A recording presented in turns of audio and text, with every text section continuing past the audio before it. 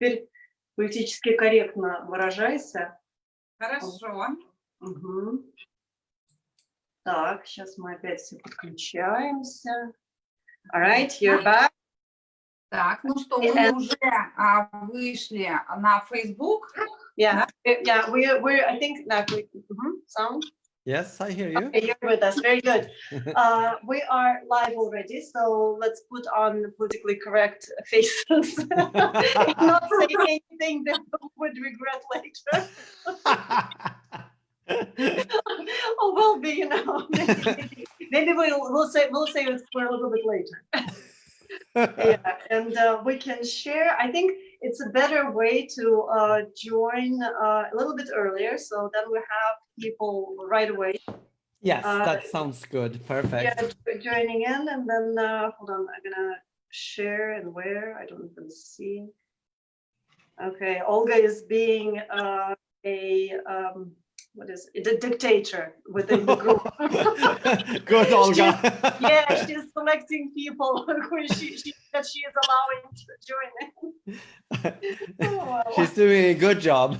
Yes, very much so. Оля, еще мы придумали, тебе нужно название питомника менять. She needs to change the name, the kennel name. You have to tell her. It's so hard for us.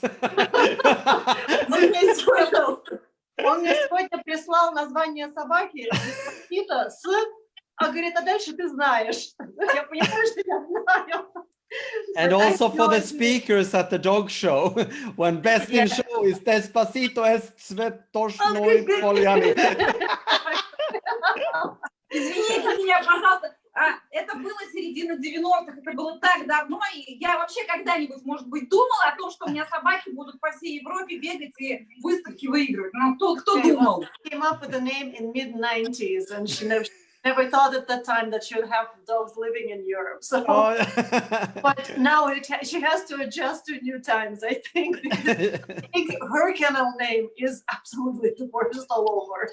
It's very difficult, yeah. Impossible. Do you know what it means? No, she told me sometime, but I can't remember now. Something that flowery field, yeah, but you know, I have to come up with something shorter. Может быть, какая-то аббревиатура, Оля, ТП.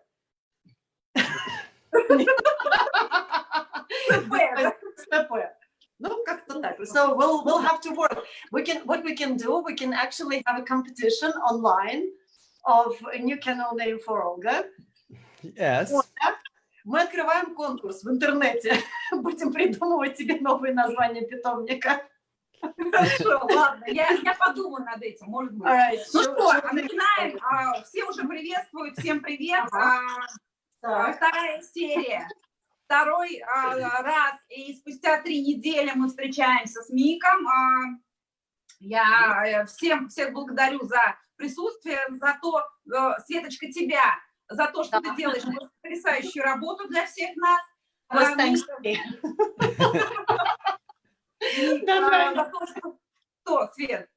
Все хорошо, это просто между нами девочками. Говори. Окей. И Мика, огромное спасибо за то, что он согласился продолжить сегодня беседу. И я надеюсь, что беседа будет сегодня очень интересной. Мы сегодня будем говорить все о выставках, и о экспертизе, и о стандарте, обо всем. То есть я думаю, что будет очень интересно. Да, Свет? Okay, so thanks to everybody for joining us today. Today is Monday evening, and we're slowly recovering from the lockdown, I think, all over the world. But many thanks to our speaker today for joining us for the second time. So you came back, you didn't run away, you didn't block us on any social media, which is a good thing. But today we will be speaking more about judging, more about the poodle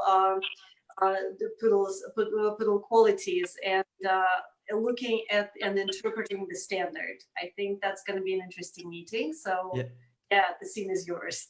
Yes, thank you for having me. And I had a great time last time, and I hope everybody enjoyed it, because I did. Oh, Absolutely, absolutely. You know, my friends had a wine party watching this interview, and they said they had such a good time. You know, several people got together, and the girls were watching and discussing and looking. So I think that's a very good idea. You know, for people to listen to those things. And you know, I can't put myself into deleting any of the interviews from Facebook, because it's such a treasury, I think, of everything. I think I deleted only yours, but I haven't recorded. Okay, and I have to record this one. Sorry, it's a good thing, you know. I'm getting worse, I think. Anyway, okay, I'm recording it now. And I just sent our first interview to Olga. Her brother is a videographer, so he might be able to help us edit it out, and we'll put it on YouTube for everybody to watch once again. But the rest of the videos are staying where they are. So I think this live communication is absolutely brilliant. Я просто говорю, что я с дуру снесла его первое видео, вот, под горячую руку, а остальное, говорю, у меня реально просто не поднимается рука. И вот брат, надеюсь, твой сможет получить вот этот вот. Да. Вот, причешет. Ну, и, в общем, попробуем что-то с этим сделать, но больше я удалять, я говорю, я не могу. Мне настолько жалко, потому что там такая, правда, и информация, и все это живьем, как-то очень круто все было. Да, я согласна. Ну что, да, начинаем. Да, начинаем. И, ну, я хотела узнать, наверное, всем будет интересно, как провел Мика эти 3 недели, что нового за 3 недели у Мика в жизни произошло. So, how did you spend those past 3 weeks? What's happening with you? Anything new? Any developments? Any new projects? Well, as we all have to adjust in these new times with COVID-19, also I had to, and I have been working the last years with handling training and grooming training, and having a lot of courses. And now it is more online, and I have been doing a lot of webinars, mainly about judging. And I've been very occupied doing that. I have had a few training classes, and quite a few. Online? No, meeting people. Okay, in small groups. And I've had quite a few private lessons with people and their dogs, and that has been really good. The real project for me right now is a podcast I'm working with, and it is a lot of technical things to learn, and I really love every second of it. And whenever I will be able to have interviews, I will really enjoy it. Okay, wonderful. No, it's just very rewarding experience, because we've been learning, and as long as Olga is not falling asleep back there, it's good. Вот, ну что, значит, ну понятно, поскольку, да, то есть всем пришлось немножечко подредактировать свое расписание, свою жизнь. Также и Микаэль, значит, у него вся работа перешла практически в интернет. Он много ведет вебинаров для судей в основном. Вот, тем у него проходят и занятия в небольших группах, уже и очень много индивидуальных занятий по хендлингу. Вот, и он сейчас пытается вот выпустить свой подкаст. Вот, я не очень знаю, что это, можно, я думаю, спросить, потому что я себя чувствую полной уткой, да. Вот, но, говорит, очень много технических каких-то задач приходится решать. Вот. Can you tell us first of all, we're 2 women speaking to a man. What's a podcast? That's but the podcast, it is more like a radio program that I'm producing at home and put online, so everybody can listen to it all over the world. And it will of course be about everything of what we have been talking about: dog shows, show dogs, breeding, grooming, handling, and training and judging dogs. And, okay, so it's going to be a little safer to listen on the while you're driving. Yes, especially because I think dog people have a lot of time where they are actually could listen to things like this. They're grooming the dogs, and it takes a lot of time. They're walking the dogs. They can have earbuds in their ears, listening, and they are driving for hours and hours to dog shows. So that's what I'm planning to do. Very good. And anybody that hasn't had enough of me and my ideas can listen to whatever I say and whatever my guests will say. Now, definitely, you have to share this information when it's going to go on.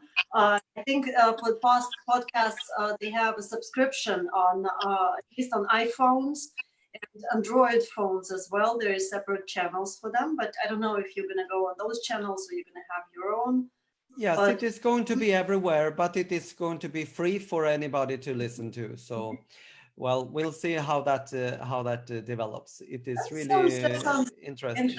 Yeah, very exciting. Ну так что, подкаст. Подкаст – это запись как радиопередача. То есть, значит, гораздо безопаснее для того, чтобы за рулем это все слушать, потому что я, например, езжу, еще умудряюсь смотреть вебинары, постоянно ставлю людей в опасность. Вот. А тут получается, да, ты себе ставишь наушники в уши и слушаешь. Ты можешь стричь собаку, ты можешь с ней гулять, ты можешь ехать куда-то на выставку, и у тебя достаточно времени, когда можно послушать рассказ лектора, и о чем будет Микаэль рассказывать в своих подкастах, в принципе, практически обо всем том же, о чем мы говорили во время этих двух интервью, будем говорить во время этих двух интервью.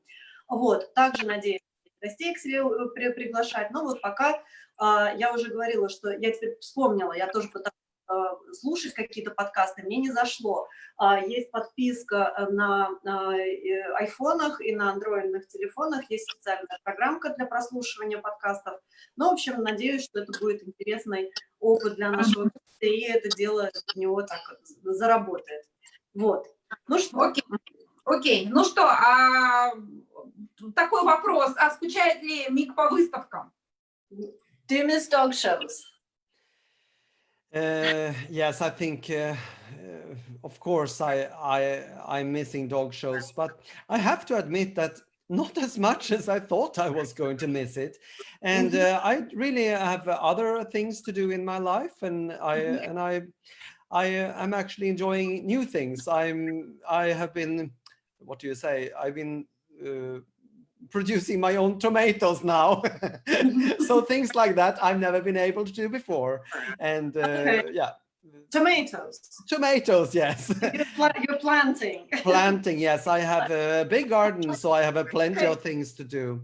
But of course, it would be wonderful to travel around, and especially now when I have a new and exciting dog that I would like to show, and then. Yeah, that's interesting to see, and we'll be very happy to see you back in the rings. I think we missed you a lot. I think the last time I saw you actually well, of course there was Milano, but no, I was in the ring with you in Milano as well, with the veteran dog at the World Dog Show. Yes. Yeah, so that was the last time I saw you in the ring. Okay. Well, no, European Dog Show, Warsaw last year. Yes, okay. That's right. Yeah. Yes. And then there was a big break between those shows, I think. Or did you show extensively? Maybe not in Europe. I didn't show extensively. For the last 5 years, I have been showing very little. And I have been more concentrating on the judging aspect. So I've been... for me, it is, if you're going to do something, you need to do it properly, and you have to put all your efforts into it. So before I was both a judge and an exhibitor, but mainly exhibitor. I didn't have time to do my exams and all this. And after, since 5 years, I've been more into judging, and then I haven't had time to show that much. So it's hard to do it all. I would love to do it all, but there are just 52 weeks in a year, and yeah. You have to split it. Ну что, Мин говорит, что на самом деле, конечно, по выставкам он скучает, но не настолько, насколько он вообще думал. Вот, конечно, сейчас ему очень хочется на выставке, потому что у него новая собака, которую он хочет показать. И я говорю, я, честно говоря, вот сейчас задумалась, когда я Мику последний раз видела в ринге. Наверное, в прошлом году в Варшаве, а до этого в Милане на чемпионате мира. То есть это уже там большой разрыв был. Он говорит, да, что вот за эти 5 лет, то, что прошло между этими выставками, он очень концентрировался на судействе. То есть он считает, что и тем, и другим заниматься хорошо все-таки тяжело. Вот. Раньше он был экспонентом, хендлером, который также иногда судил, а сейчас он стал все-таки судьей, который иногда будет выставлять свою собаку. Вот, то есть, ну и говорит, что, к сожалению, ну не очень времени много, так чтобы и то, и другое делать в той степени, в какой хотелось бы. Всего 52 недели в году, поэтому приходится делать какой-то выбор. А вот думаю, надо спросить, а вот почему он больше скучает? По выставкам как судья или как экспонент? Окей. Разница есть. What do you miss more? Well, do you miss shows as the exhibitor or as a judge? I must say that I think I mentally become a judge more than an exhibitor lately. So, and I've really enjoyed judging, and I think when you get your invitation, perhaps 2 or 3 years in advance, you start to mentally prepare for the show.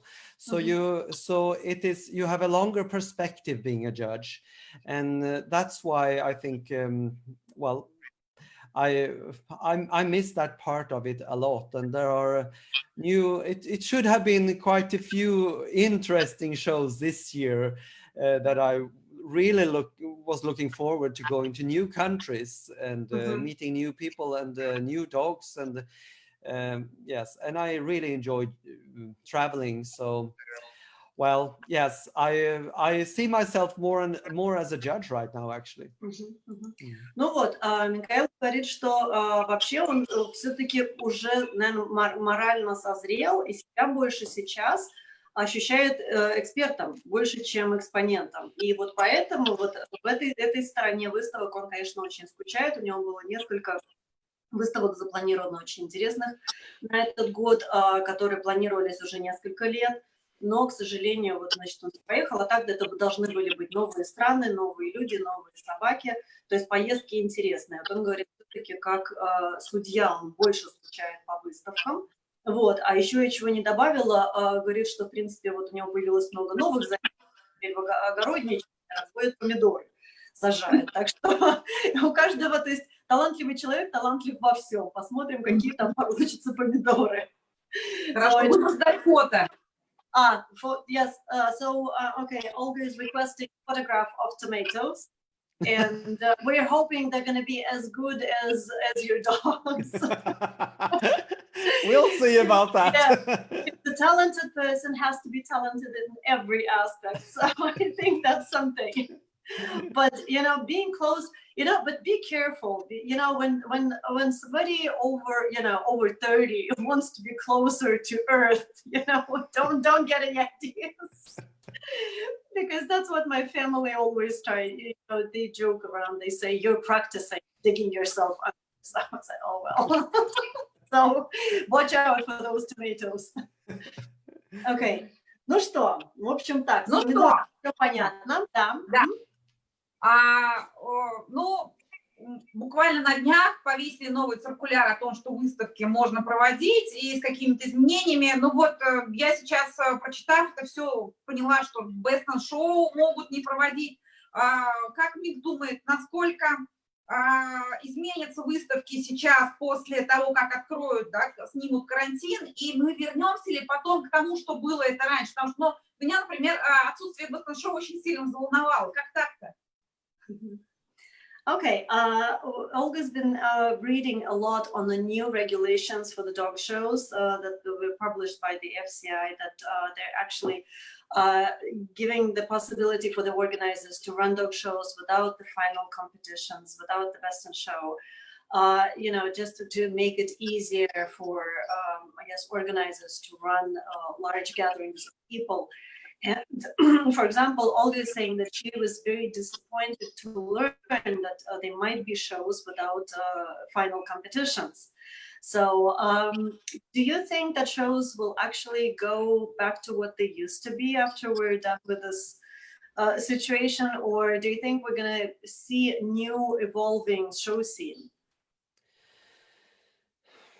Yeah, it's Well, of course, it's hard. It's, but we can elaborate. I know that, yes, but I think you come to a really core thing here when it comes to dog shows. I think exactly that, going back to put emphasis on the breed judging would be a really good thing, because I must say I admit loving going into the big arena, the big scene, the big shows and all that, but it doesn't produce better dogs. On the breed level, that's where we need to focus on the breed type, and that's what's going to get better dogs in the end. So I don't think even how fun it is to go to the main ring in group and best in shows, I think especially for poodles, it's not necessarily is a good thing.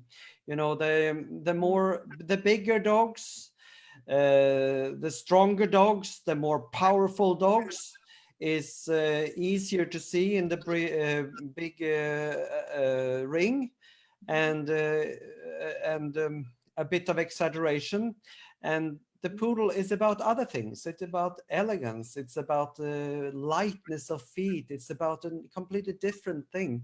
So I think actually that part of it is not so bad. Ну вот видишь, мне кажется, у него свое мнение на эту тему. Он говорит, что на самом деле возможно для каких-то пород, и особенно для пуделя, отсутствие финальных конкурсов групп сыграет какую-то позитивную роль. Потому что очень часто люди, да, идут на выставку с желанием, да, выиграть Best in Show. Вот. А то, что происходит в породном ринге, очень часто просто спускается сквозь пальцы. Вот, то есть, получается, на самом деле нужно концентрироваться на том, что происходит в породном ринге, вот, потому что он говорит, какая победа в группе породу не улучшит. Наоборот, даже для пуделя, возможно, выходы вот эти все в группы Best in Show имеют какое-то такое не очень положительное влияние, потому что на что обращает внимание судья в главном ринге? Крупная собака, мощная собака, возможно, в чем-то преувеличенного типа, да, слишком избыточно яркая и эффектная, но это все не про пуделя. Пудель – это легкая собака, грациозная собака, элегантная собака, а не вот эта, да, всепородная собака, которая выигрывает конкурсы. Поэтому он говорит, что на самом деле есть о чем задуматься. То есть хорошо, понятно. Ну, я предлагаю поговорить, Свет, сейчас про судейство, про экспертизу, потом вернуться уже к новичкам. Значит, о судействе.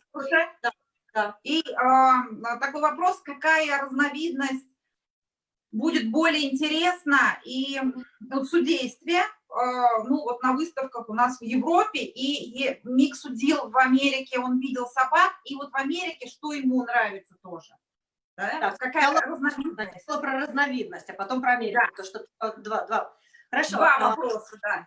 I don't remember if we asked you last time, but if you can tell us a little bit, which size variety do you enjoy judging the most? Yes, it's hard to say. I love to judge any nice dogs, really. It's really, for me, judging is about finding, get experience that is really getting your body going, your heart beating, and it's so it can really be anything. It can be any other breed as well. And judging, if someone told me that I was from now on only going to judge mediocre dogs to bad dogs, I think I would give my license back, because I wouldn't feel it wouldn't be anything for me. I really want to go on a treasure hunt to find the new beautiful dog, or it could be an old one as well, or one of the usual winners, but something that I like and I enjoy. So it depends on, really, if you go back to the real question and I try to answer that. I would say it depends on what country you're in and what strength it's the variety is in right there. So I enjoy beautiful dogs, and whenever I see something beautiful, that's what keeps me going. But it could be really any dog, any breed.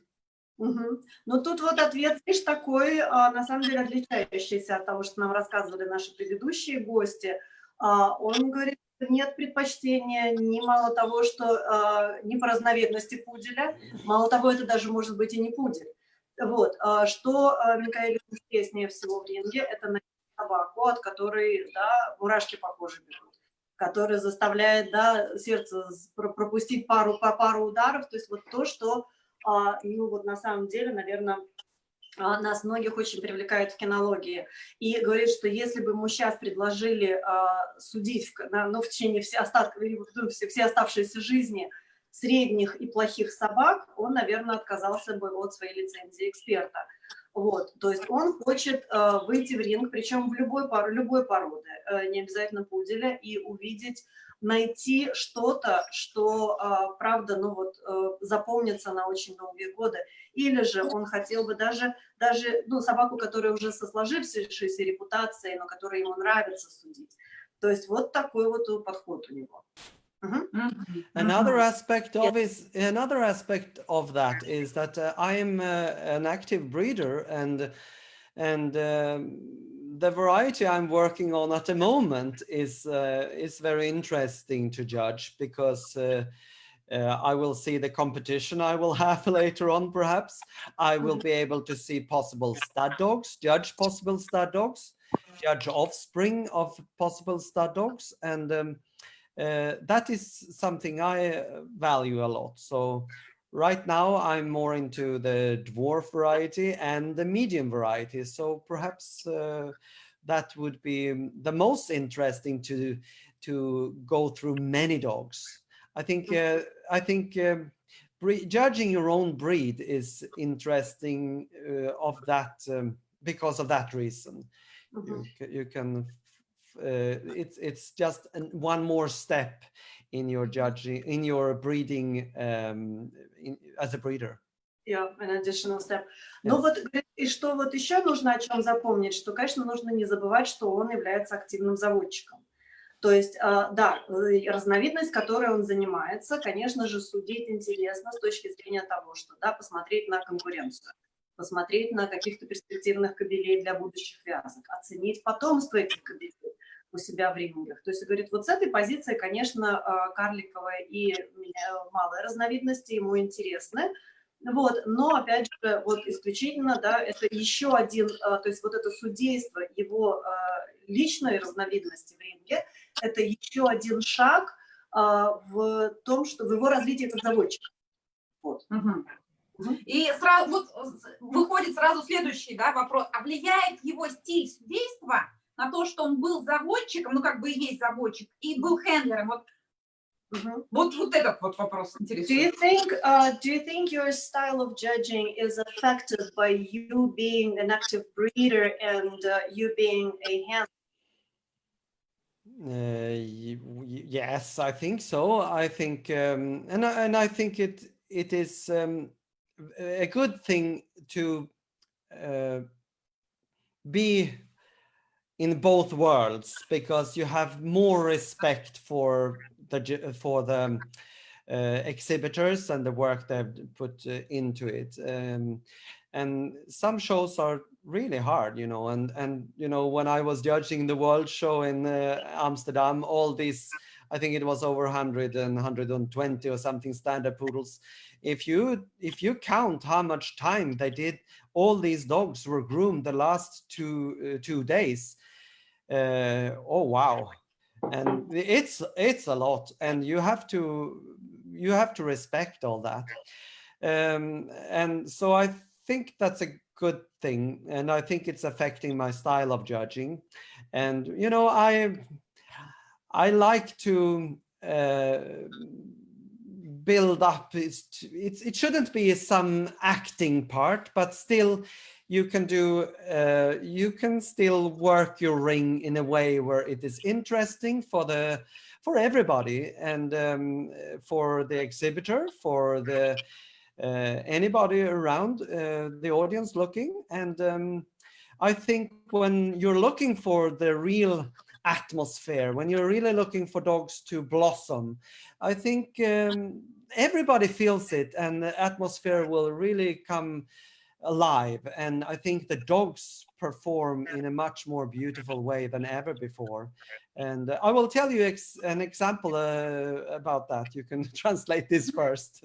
Okay, because I have two follow-up questions. Three follow-up questions. Okay, good. Yeah. То есть я сейчас вот переведу это, потом у меня возникло еще 3 вопроса по ходу, я думаю, у тебя тоже вопросы возникнут, но он говорит, что да, конечно же, то, что он заводчик, то, что он грумер и хендлер, очень влияет на судейство, потому что вот даже прикинуть, когда он судил в Амстердаме стандартов на чемпионате мира, запись была больше 100 собак, то есть если прикинуть просто, сколько времени всех представленных собак готовили в течение предыдущих 2 дней, то есть это просто вот крышесносящее такое осознание, да?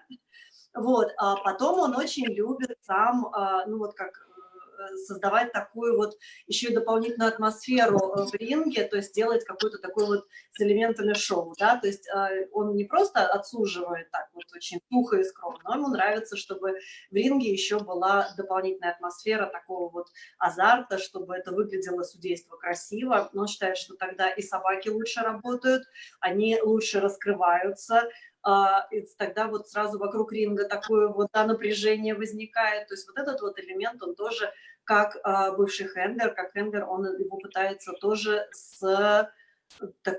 сформировать у себя в рингах. Вот. А у меня такой вопрос, а что бывает, когда у него в ринге приходят или его заклятые друзья, или любимые конкуренты?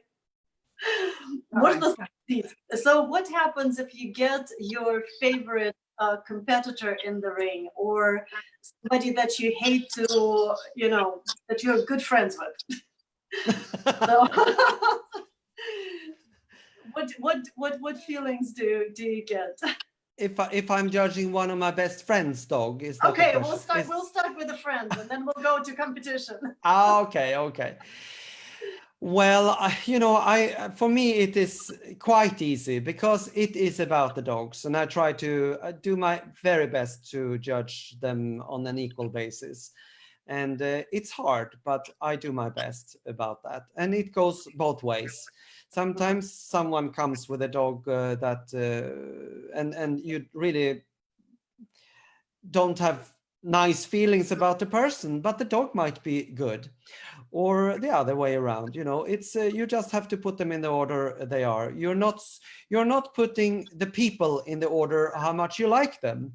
It's not about that. So whenever someone asks me, is it okay for me to show under you, we have some connections, then I always say, you are welcome, but you are not welcome to come after and tell me anything, because I'm going to put you in the place I think your dog deserve, and no better nor worse placement because of the connection. Ну вот, говорит, на самом деле тут и что друзья, что конкуренты, так, получают одинаковое такое отношение. То есть он считает, что если он говорит, что в первую очередь он судит собаку, а не расставляет людей в порядке его личного отношения к ним. Вот, да, бывает, что его люди спрашивают, можно ли выставиться под вами.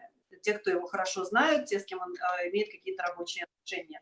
Вот, он говорит, да, пожалуйста, приходите в ринг, но после ринга никаких разборок, никаких комментариев. Вот, то есть я буду судить так, как я это считаю, и мне так, как это видится. Вот, и больше ничего не... То есть личные отношения на выбор его как судьи не влияют. Ты знаешь, я сейчас сидела, вспоминала, пока говорила, мне так почему-то получилось, всего лишь дважды за всю свою выставочную деятельность была у Мика в ринге со своими собаками, дважды. Я не знаю, почему так получалось, то ли я была слишком далеко от тех выставок, где он судил, но мне было бы интересно как раз послушать его мнение о моих собаках. Ну ладно, это в другой раз, это я приеду на выставку. Следующий вопрос Свет, Подожди, я переведу, ты так проболтала? Okay, she's да, not... давай. No, Olga is saying that for her own experience, she only has been in your rings twice in her whole career in poodles. So she would love to get your opinion on some of her dogs still. So one of them days. I don't know if you're allowed to judge her dogs anymore, if you're co-owning. No.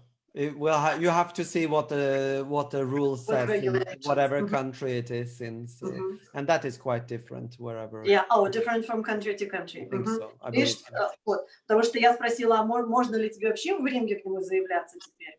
Вот, говорит, но это от страны зависит. Вот, потому что это нужно, да, это нужно четко понимать правила страны. Правила, да. Да. Надо будет уточнять. Да. Жаль. Окей. Такой вопрос. Что нужно знать, на что нужно обращать внимание человеку, который хочет стать хорошим экспертом именно для породы пудель? То есть какие особенности? So, what are the most important characteristics that a person has to keep in mind when wanting to become a good poodle judge? I think first of all, being a judge, not just a poodle judge, but being a judge, I think you have to have good understanding about dogs and about breed type, about construction, about anything about dogs, really. I think you should have a fair understanding about what a good dog is and what's it made of. I think that if you are a good judge in one breed, you can transform that into the next breed, especially when it comes to, first of all, breeds that are more similar to the one you have. I always thought, for example, not that terriers and poodles are particularly similar, but I always thought that good terrier judges, good terrier people, they can understand poodles perfectly. For some reasons, we have, I think, terrier judges and Sighthound judges, they a lot of times have what it takes to become a good poodle judge. I think judging in general, you have to have good understanding about what it takes to be fair and to be strong as a person, because you will not be liked by everybody. And it doesn't matter if you are pointing to your dog or Olga's dog. There is the same amount of people who will be happy and the same amount of people that will be not so happy. And if you are in this hobby of judging dogs for being a popular person, I think you should give the license back, because it's not about that. It's about what is right for the breed. Having said that, I think that you can absolutely even get respect for from people that didn't win on the day. And if you're fair, if you're good at explaining why, if you're actually doing the best you can to judge the dog on the day, then I think people will respect you for the job. Ну вот видишь, тут Микаэль у нас ответил на самом деле на следующий вопрос. Он так очень фундаментально дошел к нему. Вот, на самом деле говорит, что в первую очередь, когда человек хочет стать хорошим судьей в пуделях, он должен быть хорошим судьей в принципе. Он должен понимать анатомию, он должен понимать собак, он должен видеть собак.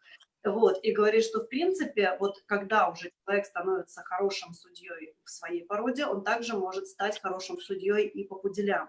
Вот, он говорит, ну, непонятно, не знает, почему именно, но почему-то он считает, что многие терьеристы хорошо видят пуделя и судьи по борзым, по 10-й группе. Вот, то есть, может быть, это какое-то сходство каких-то, может быть, базовых элементов. Вот. Но в первую очередь он говорит, что когда вы хотите стать судьей, вы должны быть уверенным в себе и сильным человеком, потому что судейство очень часто может, ну, вы можете сделать так, что, конечно, то есть, например, он может выбрать мою собаку или твою собаку, в результате половина останутся все равно недовольны. Вот, поэтому пытаться прогнуться под всех, пытаться всем угодить и пытаться зарабатывать себе популярность, судя так, ну, во время судейства таким образом, каким вот хочется кому-то окружающим, он говорит, тогда таких экспертов на самом деле, они свои карточки судейские также лучше бы издали. Вот, то есть вот такой вот, ну, достаточно серьезный ответ. Вот, но мне кажется, у нас сегодня атмосфера такая какая-то, то ли все устали, вот, после выходных, да. Today is we're very, very serious, I think. It's, you know, compared to the first interview when Olga was hysterically nervous. Today we're just, you know, but I think we're talking about maybe a more serious subject, more generic subject. Yes, perhaps. Yeah. I would like to add something to that answer, really.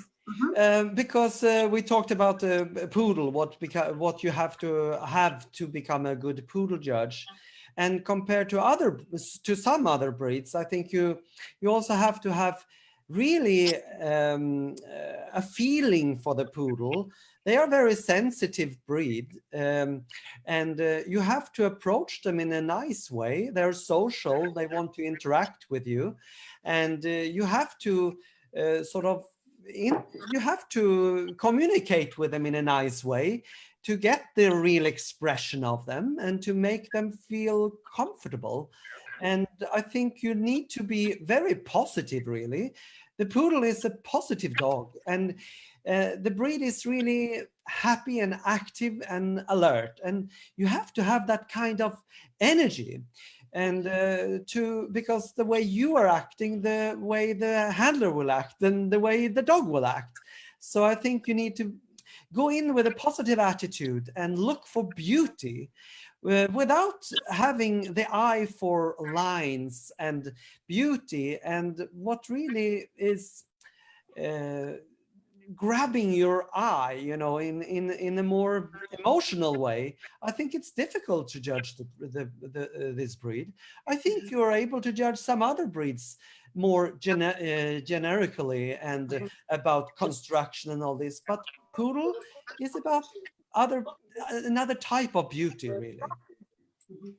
Ну вот смотрите, то есть получается еще одно дополнение, что все-таки, да, когда вы приходите в ринг судить пуделей, во-первых, вы должны понимать очень хорошо породу, ее психологию, потому что пудель собака общительная, пудель собака веселая, пудель собака с достаточно таким легким темпераментом. И когда судья себя, он приходит заранее настроив себя на позитивный манер, который, когда судья приходит в ринг, настроившись судить именно пуделя, а не какую-то собаку, да, в которой мы будем судить по каким-то очень четким критериям анатомическим, а тут мы приходим судить красивую собаку. Вот, тогда хендлеры начинают себя лучше чувствовать, опять же, собаки начинают себя лучше чувствовать и, опять же, раскрываться. То есть, судя пуделей, опять же, крайне важно вот это вот развитие эстетического взгляда, эстетических вот, то есть понимание линий, понимание баланса и, собственно, вот этой вот, ну, изюминки пуделей. Мне кажется, так как-то. But I have one question. У меня вопрос.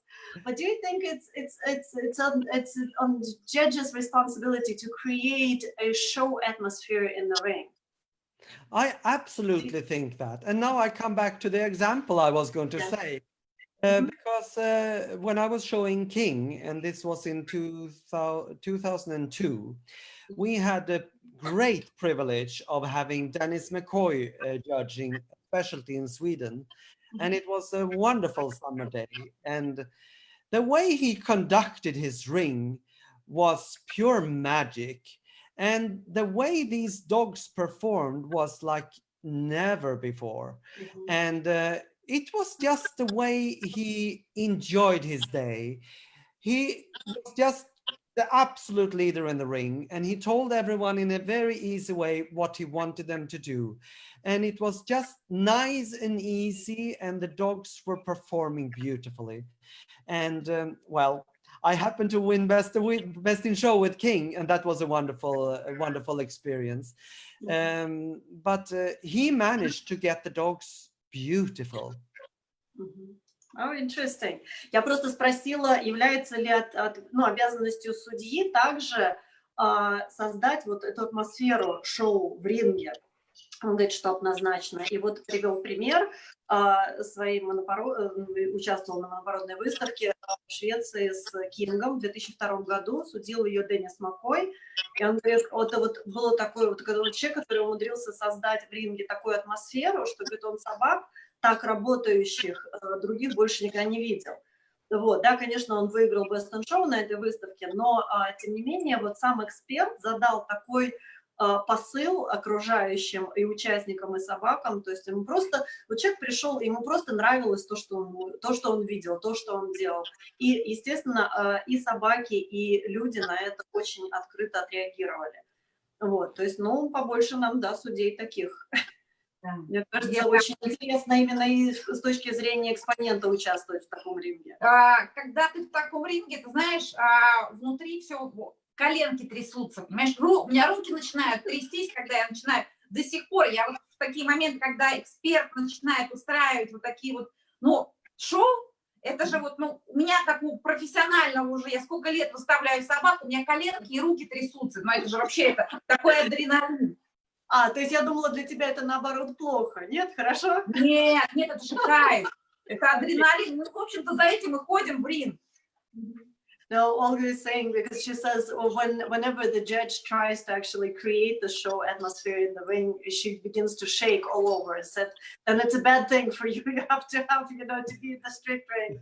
No, she says the adrenaline just goes through the roof.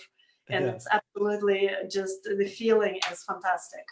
But we really have a good amount of breeder judges that has really done something in this breed, and I've always, as an exhibitor, tried to enter to those shows, and you put more energy into it. You put more. You try harder, really, when you understand the judge has a lot of knowledge, a lot of experience, and that he actually enjoys beautiful dogs. Mm-hmm. But I think it's also has to do a lot with the breed, because I don't see this flashy atmosphere with the Japanese Akita Inu, because for some reason it just doesn't work. Or with the terriers, it's a little bit different, but with a flashy breed like this, with the poodle, of course. But you come down to something very interesting, because when I have really tried to judge, for example, the Japanese Akita, bringing in something of the Japanese culture into it. Yes. And they look for beauty in a way that you don't look for beauty in many other breeds. And you don't really send them around 10 times around the ring, because it's so much more about other type of energies and other qualities. So I think when I try my best to go into the Japanese breeds, then people get the same feeling I have a feeling of, that they understand that this is something else than the normal show. And I think we as judges, when we are developing and taking new breeds, we really have to try to make an effort to judge the breeds in a breed specific manner, with breed culture. When I'm judging the Yorkshire Terrier, I put a lot of energy into checking the pattern of the color. I check the coat texture. I really try to find the way you're supposed to judge that breed. And it's also not about having them fly around the ring necessarily. Because people often say that handler has to adapt to the style of the dog that they're showing, but apparently the judge has to adapt to the style of the dog they're judging. 100%. So that's very interesting. I never actually thought about it. Извиняюсь, мы тут опять увлеклись. Вот, я просто потом сказала, говорю, мне кажется, что, ну вот, например, да, в стилях я себе представляю такую праздничную, да, атмосферу. Когда я выхожу в ринг с Акитой, с какой-нибудь такой серьезной скобелем, как-то так не до праздника уже получается. На что Микаэль сказал, что на самом деле, когда он судит, например, японские породы, он себя ведет по-японски. Ну, скажем так, да, то есть мне кажется, часто очень на всяких семинарах хендлерам говорят, да, что вы должны принять на себя тот стиль показа породы, то есть породный специфический показ, какой вот он должен быть. То есть ваш показ не может быть единым для разных пород. И на самом деле, вот что Микаэль сказал, о чем я никогда не задумывалась, то, что судья также должен адаптировать свою методику судейства под породу, которую он судит, под свой стиль судейства и свое настроение, потому что вот он говорит, когда Йорков судит, да, он их судит, опять же, не как пуделей, а он их судит как Йорков, осматривает текстуру шерсти, он смотрит на перецвет, он не заставляет этих собак бегать слишком много, потому что им не свойственно это. Вот. То же самое с японскими породами. Это породы, которые у них другие моменты, которые важны для породников. То есть вот это вот очень, на самом деле, интересно. Да? Согласна, согласна. Я никогда не думала про акит, особенно японских, но про йорков я согласна. Okay, all right. Olga never thought about Japanese Akita, so her bad, her loss. Yes, very much so. Ты очень много, Оля, потеряла. You know, I developing as a judge and taking extending my license to more breeds has been a wonderful experience, because you can just add new breeds and judge them in a generic way if you want to do that. But I want to do it in a specific way, in a breed specific way, and really try harder. And it takes a lot from you, but it's a wonderful experience. And it's a culture heritage we are dealing with here. So I think we have to have a lot of respect for the history, and it's our duty as judge. Но вот он говорит, что как эксперт, когда открывает новую породу, он, конечно же, судейство каждой новой породы интерпретирует как какое-то, ну, такая дань уважения истории и формирования самой породы. Вот, то есть он говорит, что это также ответственность и судей относиться к породе таким образом, каким она заслуживает. Окей. Ну, давайте вернемся к пуделям уже. All right, she wants to go back to poodles. It just got interesting. Вот так. А мы только про акит заговорили. Хорошо. Нет, давайте вернемся к нашей любимой породе. И, ну, я хочу попросить Микаэля описать своего идеального пуделя. So, all right, going back to the poodles. What's your perfect poodle? Can you describe it? Yes, I can do it. I can try. I think the poodle needs to be a very elegant dog. A dog with a lot of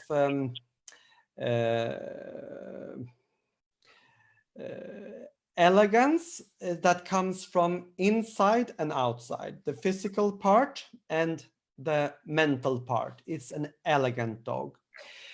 Short-backed with a lovely head carriage, noble and aristocratic, always head and tail up. It should have be a dog that is up on his legs and very much up on the feet. Moving should be coming up, not go down, not sink down. Movement should be very light, easy, effortless. It should be a springy gait. So I think these are the main things. Never heavy, never strong. It should be elegant and easy being a poodle. It's an intelligent breed, so it should be elegant, but also appear intelligent, I'm sorry. The expression should be of an intelligent dog. You should look into the eyes of the poodle and see that, oh, wow, I think you understand everything here. So it has to do, it's the sophisticated breed with a lot of layers and a lot of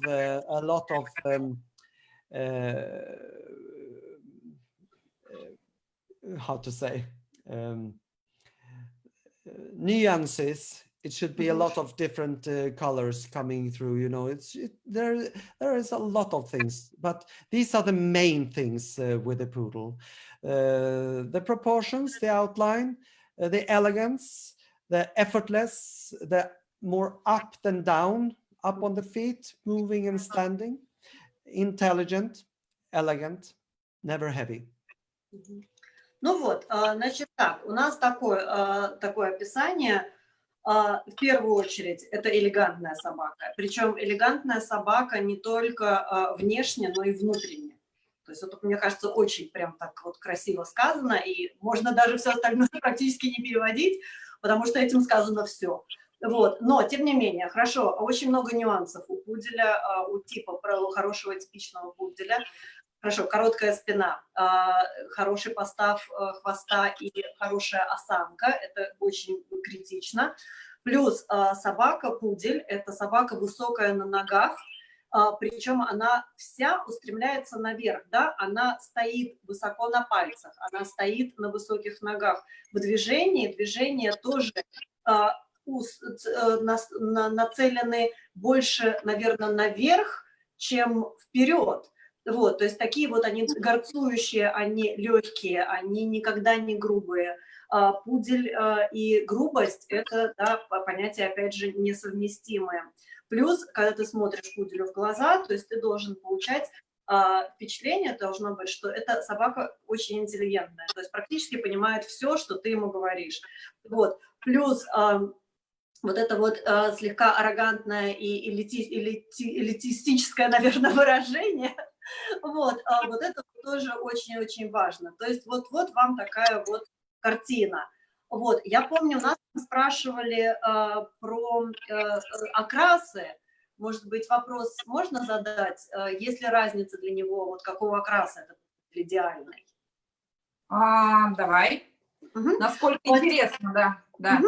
So, all right, you described the perfect poodle. What color is it? Does it matter what color it is? Do you have a favorite color? Well, I have a perfect color, but it doesn't matter which color. But if I really close my eyes and see the perfect dog in front of me, I think it's a bitch. It's not a dog, it's a bitch, because that adds more of the elegance to me. And it is probably a white medium poodle. Interesting.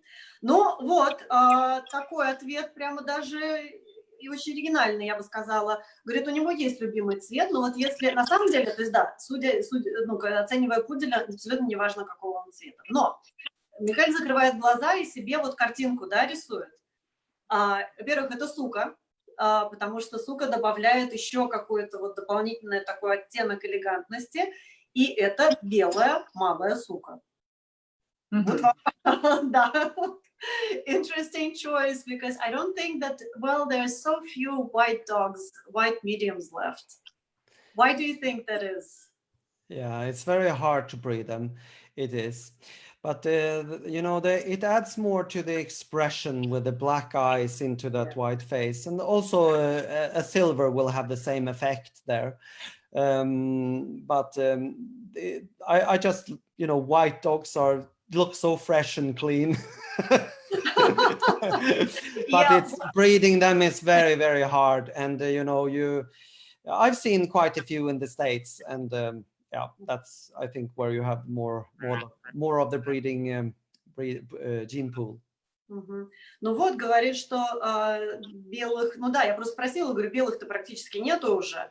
Но, говорит, да, но вот что-то вот все равно, говорит, очень сложно белых малых вводить качественно. Вот, но говорит, что вот этот белый окрас, он добавляет еще хорошей пигментации, он дает совершенно потрясающее выражение.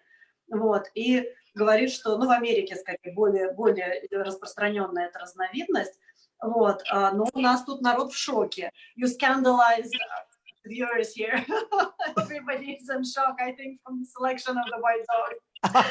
But it's something, you know, you have to surprise them. You have to keep them on their toes. So that's very interesting. But also we had another question. У нас там вопрос был, помнишь, про судейство современного и стандартного окраса. Кто-то из слушателей, зрителей задавал. Можно сейчас его вставить? Давай его, только мне его надо найти. Ты думаешь, я так это вот быстро могу сделать? Он в интернете, там его нету, там, где ты его ищешь. Мы не там его искали. Давай так, я этот вопрос сейчас поищу в интернете, а давай сейчас поговорим о головах. Хорошо. У нас такой очень интересный, как бы, ну, блог, я знаю, фотографии, и вот мне было бы тоже интересно узнать о идеальных головах для Мика и Пуделя. Okay, so let's take a look at the pictures, and then maybe we'll go back to colors, because we had several questions from breeders of contemporary colors that wanted to know your opinion. And unfortunately, well, so far, all of our guests breeders of the classical colors. Yes. Of the poodle. So, but of course, contemporary colors want to participate in the discussion. So Olga is looking for that question right now. And when you say contemporary colors, would that be silver and apricot? Yes, silver and apricot. What are they called in English? They don't call it anything. Silver. Yeah, No. well, of course, but Yes. In Russian there is I think it's a good division. It's classical colors, brown, black, white, and contemporary colors that came later, red, apricot, and silver. Well, yeah, brown is in classicals. But so Olga is looking. So let's take a look at the pictures. I'll bring in the presentation. Hold on. And it is, okay, found it. Okay, we put together a new presentation for this meeting. Okay, and I'll tell you, I'm taking us to your perfect head, the one that everybody so far has described and mentioned. So can you speak about what you see here? Yes, this is for me the ideal head, and it's just wonderful. You have, for me, I think the expression is more important than the actual head. So if you get a head which is have some mistakes, some faults, I can overlook it if the expression is good. The expression should be really intelligent, active, and alert, with this almond-shaped, beautiful eyes. It's almost like it's a human saying something to you. This dog looks like he's actually understanding every word what we're talking about here. And it is very difficult to get the really well-filled muscle and full underjaw. The strength of that combined with clean back skull. And this is clearly a long head, but not excessively long. It has it appears to have the really correct proportions of the head. And it's a chisel. The chiseling is what really sets this head apart from most. And the chiseling is the bone structure you see from the muzzle and going down. And really it looks like it's a head made from almost like if it was stone, and you took took parts out of it with with some tools, you know, and get this sharp look. And this could never be a nice head if it wasn't for the fact that it's very dry. The skin is tight fitting. It's not a lot of flesh under the skin. It's dry and tight fitting. So that's some parts of it. And if you take a look, this is an issue of 1978, so this was well before Photoshop time. So this is all natural. This is not fixed in any way. Yeah. Ну вот, то есть вот это для Микаэля идеальная голова пуделя. В чем, во-первых, заключается для него идеал? Это, конечно же, то есть одним из самых важных признаков, вернее, важных характеристик у пуделя это является его выражение. То есть вот это вот очень интеллигентное выражение, очень такое проницательное выражение, которое, опять же, то есть от чего это зависит? Это зависит от формы и постава глаз. Вот, потом очень важно то, насколько заполнена морда под глазами, насколько хорошо сформирован подбородок. Вот, и еще что, вот, плюс еще, вот при этой заполненности морды череп должен оставаться достаточно, ну, консервативным, он не может быть переразвитым. Вот, плюс вот эта вся, вот эта конструкция головы, она как будто скульптором, да, создана, то есть вот она, вот ничего лишнего не убавить, не прибавить у этой собаки нельзя. Плюс еще очень важно, что эта голова абсолютно сухая, то есть никакого подвеса, ничего не болтается, щечек нету, вот, и опять же, если вы задумаетесь, что это сделано в 78 году, вернее, ну, до 78-го, это журнал 78-го года, то есть это не фотошоп, это ничего не подтянуто, не подклеено, не подрисовано. Вот оно все, как оно есть. Вот. And then we can move over. Do you want to talk about mediums, or do you want to take a look at the dwarfs and toys? I don't think it matters so much. Okay. So yeah, we'll look at this at the next slide, which has been waiting for us since last time. Yes. Yes. So what are we looking for here? These are some examples of heads that I think are really nice. You know, it is one thing to have a beautiful head, but you need also to be able to photograph it in a nice way. And that was the Ace dog we saw on the last slide was a perfect example of that. The breeder and owner of that dog, Louis Scorby, is a great artist. And he is an artist with a camera as well as with a paintbrush. And it is always difficult with taking photos. We do our best, and the photos we saw of all these toys and a couple of dwarfs is some examples where I've tried to take photos of my dogs. And I think that you know, you want to have a long head. The FCI standard says 9 to 10, so it's a slightly shorter muzzle than length of skull. And I think that needs to be emphasized among the judges. I also want a long head, but not an excessively long muzzle with weakness. And the nose bridge should actually be very straight. If you look at the brown dog in the left corner below, that's where you can see how the muzzle, the nose bridge, is actually straight, and it should be more or less parallel to the underline where you have from the chin and back to the well, I don't know how to explain it, but it should be parallel. Underline and overline should be more or less parallel, which is seem to be hard to get, especially when you get the long heads. Yeah. And almond-shaped dark eyes is what we want in all poodles. And clean back skulls. Ну вот, еще раз, тут несколько примеров голов тоев и карликов.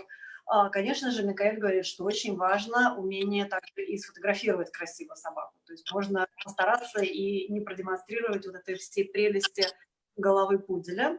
Но вот он постарался своих собак, тут снимал. Вот, и что у него получилось? То есть, опять же, он говорит, что нужно не забывать, что морда должна быть чуть короче черепной части. Вот, об этом многие забывают, об этом многие хотят длиннющие головы, длиннющие носы. Вот, что с этим происходит? То есть он говорит, очень важно также помнить, чтобы спинка носа была прямая, как можно более прямая. Вот на коричневой собаке в левом нижнем углу мы видим, насколько прямая спинка носа у этой собаки. Вот, и плюс верхняя линия, то есть спинка носа, параллельно линии подбородка. То есть вот эта вот линия, вот эти пропорции очень важны, и, к сожалению, у собак с излишне длинными мордами вот этой параллельности линии, вернее, параллельность этих линий очень часто исчезает. Ну и плюс мы еще должны помнить о как можно более темных миндалевидных глазах. You asked me before this if we were not going to show any heads of standard poodles. Yes. And yes. I said, well, there are of course beautiful heads in standards too, but it's much harder to find them. And I feel when I'm judging standard poodles that I have to accept a little bit less quality in heads, unfortunately. And what we have difficulties in getting in standard poodles is the chin. If you see the chin in all these 6 dogs, you see a pronounced chin and a good underjaw. And we have a hard time to get that in the standard poodles. And also this straight nose bridge. They are more or less always a bit Roman nosed, yes. which is I think not what this breed should have. And unfortunately, very, very few judges look careful about that. And dogs can win groups and best in shows at big shows with very faulty heads, especially in standard poodles, which I think is very, very sad for this breed. Ну вот, и, значит, мне фотографии Микаэль прислал, ну, как у нас уже традиционно, за пару часов до эфира. Вот, но я у него спросила, говорю, а будут головы больших, стандартных пуделей покажете? Он говорит, нет, почему? Потому что сейчас, к сожалению, голова – это одна из самых проблематичных мест у стандартных пуделей. То есть даже когда он судит стандартных пуделей, он такой делает уже допуск, что головы будут гораздо слабее, чем в других каких-то разновидностях. И вот тут вот у этих 6 собак, посмотрите, насколько выражены подбородки. То есть он говорит, сейчас, к сожалению, у стандартов абсолютно исчезли подбородки. Плюс проблема, собственно, вот этой вот параллельности линий головы, параллельности линий морды. Очень часто римские носы, опущенные мочки носа, не очень хорошо развитые подбородки, но при этом эти собаки вполне успешно выигрывают Best in Show, даже несмотря на свои достаточно проблематичные головы, в которых очень много недостатков. I think I got that. Okay. And moving on to some more heads. Yes, and this is a medium poodle I have, and you can see this is actually the same dog. It's actually taken on the same day, just a few seconds later, you know, and I think that a head can look very different the way you are photographing it. And I would say that this is a very beautiful head, and what we don't really see here in these photos, but he has a very, very clean back skull, and it has the properties we want for in a dog, with and also very. It's difficult to photograph black dogs, but he is very expressive.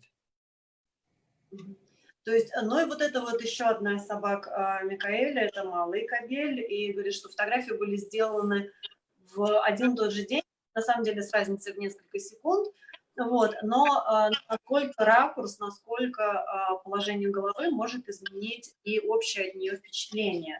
Вот, но тут вот какие-то, ну, на самом деле вот он считает, что породные характеристики очень хорошо отражены. Вот, то, что мы тут видим. And then we have this head as well. Yes. Yeah, I think the way you also have to groom them is to frame the face. So the top knot has you have two goals with your top knot. One is to create the outline of the overall picture of the dog, but then also to frame the face. To frame the face, and together with the ears, you get a really nice frame to the face. And I think this is both this dog and the last dog we looked at is it's good examples of masculine heads with the strength but not heavy, and it's a borderline how they should be. And but I think these dogs are what I consider beautiful. Ну вот и опять, очень важно также то, как эта голова представлена, как эта голова показана, то есть груминг. Груминг и топ-нот – это как обрамление лица пуделя. Вот, то есть это не один, то есть, конечно же, топ-нот также позволяет создать силуэт сбоку собаки, но также он вот уши, грива, это служит вот таким обрамлением лица, которая, то есть это уже как дополнительная, да, какая-то вот изюминка на торте. Вот, и вот эти вот головы, которые вы сейчас смотрели, он считает, что очень мужественные, но при этом все еще элегантные и без признака грубости. То есть вот это вот то, что он считает очень ярко выраженным половым диморфизмом, но также очень хорошей иллюстрацией того типа голов, которые ему нравятся. Then they have some girls. No, it's not a girl, but it's a dwarf poodle. Okay, well. And I think for me it is nothing feminine about him at all. Sorry. But I think yes, you see the almond-shaped dark eyes, and you see the chiseling, the straight nose bridge, and a nice amount of underjaw. Ну, тут я, конечно, как всегда ляпнула. Вот, я думала, говорю, девочки, но нет, не говорит, это не девочки, ни в коем случае вообще на девочку не похоже. Вот, то есть это карлик, но тоже, опять же, с очень ярко выраженными породными характеристиками красивой головы пуделя, параллельность линий, ровная спинка носа, хорошо сформированная челюсть и подбородок, которые также остаются параллельные в линиях. Плюс заполненная хорошо морда, а также вот это вот скульптурное, вот это вот окончание, ну вот как, наверное, как этот финишинг, это, наверное, я уже так совсем меня понесло, вот, в красивые эти скульптурные, как называется, терминологию, вот, но вот эта вот голова, да, как будто вышла из-под мастерка художника, вот, и опять же раскосые, небольшие и темные глаза. Okay, let's bring us back for a little while, because now we have a new way of working with presentations, because to have pictures all the time for a long time, actually we're losing viewers. But as soon as I brought people back, it actually started, the numbers are growing immediately. Okay. So that's very strange, actually, because I always enjoy looking at the pictures, but it's very obvious. Because while we were looking at the photographs, we had an average of 80, and now we're going up to 88 and 90. So yeah, somebody wants to see you, or maybe all of us. Anyway, so Оля, какие-то у нас там абстрактные вопросы еще есть? Ну, абстрактные я нашла. Мне это было нелегко, но я нашла вопрос про красный. И вопрос звучал таким образом. Как эксперты должны относиться к окрасам серебристым и красным, не очень корректным. То есть, когда серебро, я так понимаю, что оно грязное серебро, да, такое нечистое, или же красный, когда он уже не ярко-красный, а немножечко выцвел. То есть он становится такой, как пыльно-красный, да, серо-красный, вот такой. Отношение эксперта такое должно быть. Ага. Хорошо. So Olga found a different question, but we'll go back because now we have viewers asking questions. So the one will be what judges have to be about slightly incorrect colors in fawn and gray. For example, a little bit darker gray, or gray with a hint of brownish hue, or reds, which are starting to change color. So what do judges, what's the responsibility of the judge to do in such situations? I think you have to, first of all, define what is the typical, the essence of the breed, and those traits that we're looking for that makes the breed.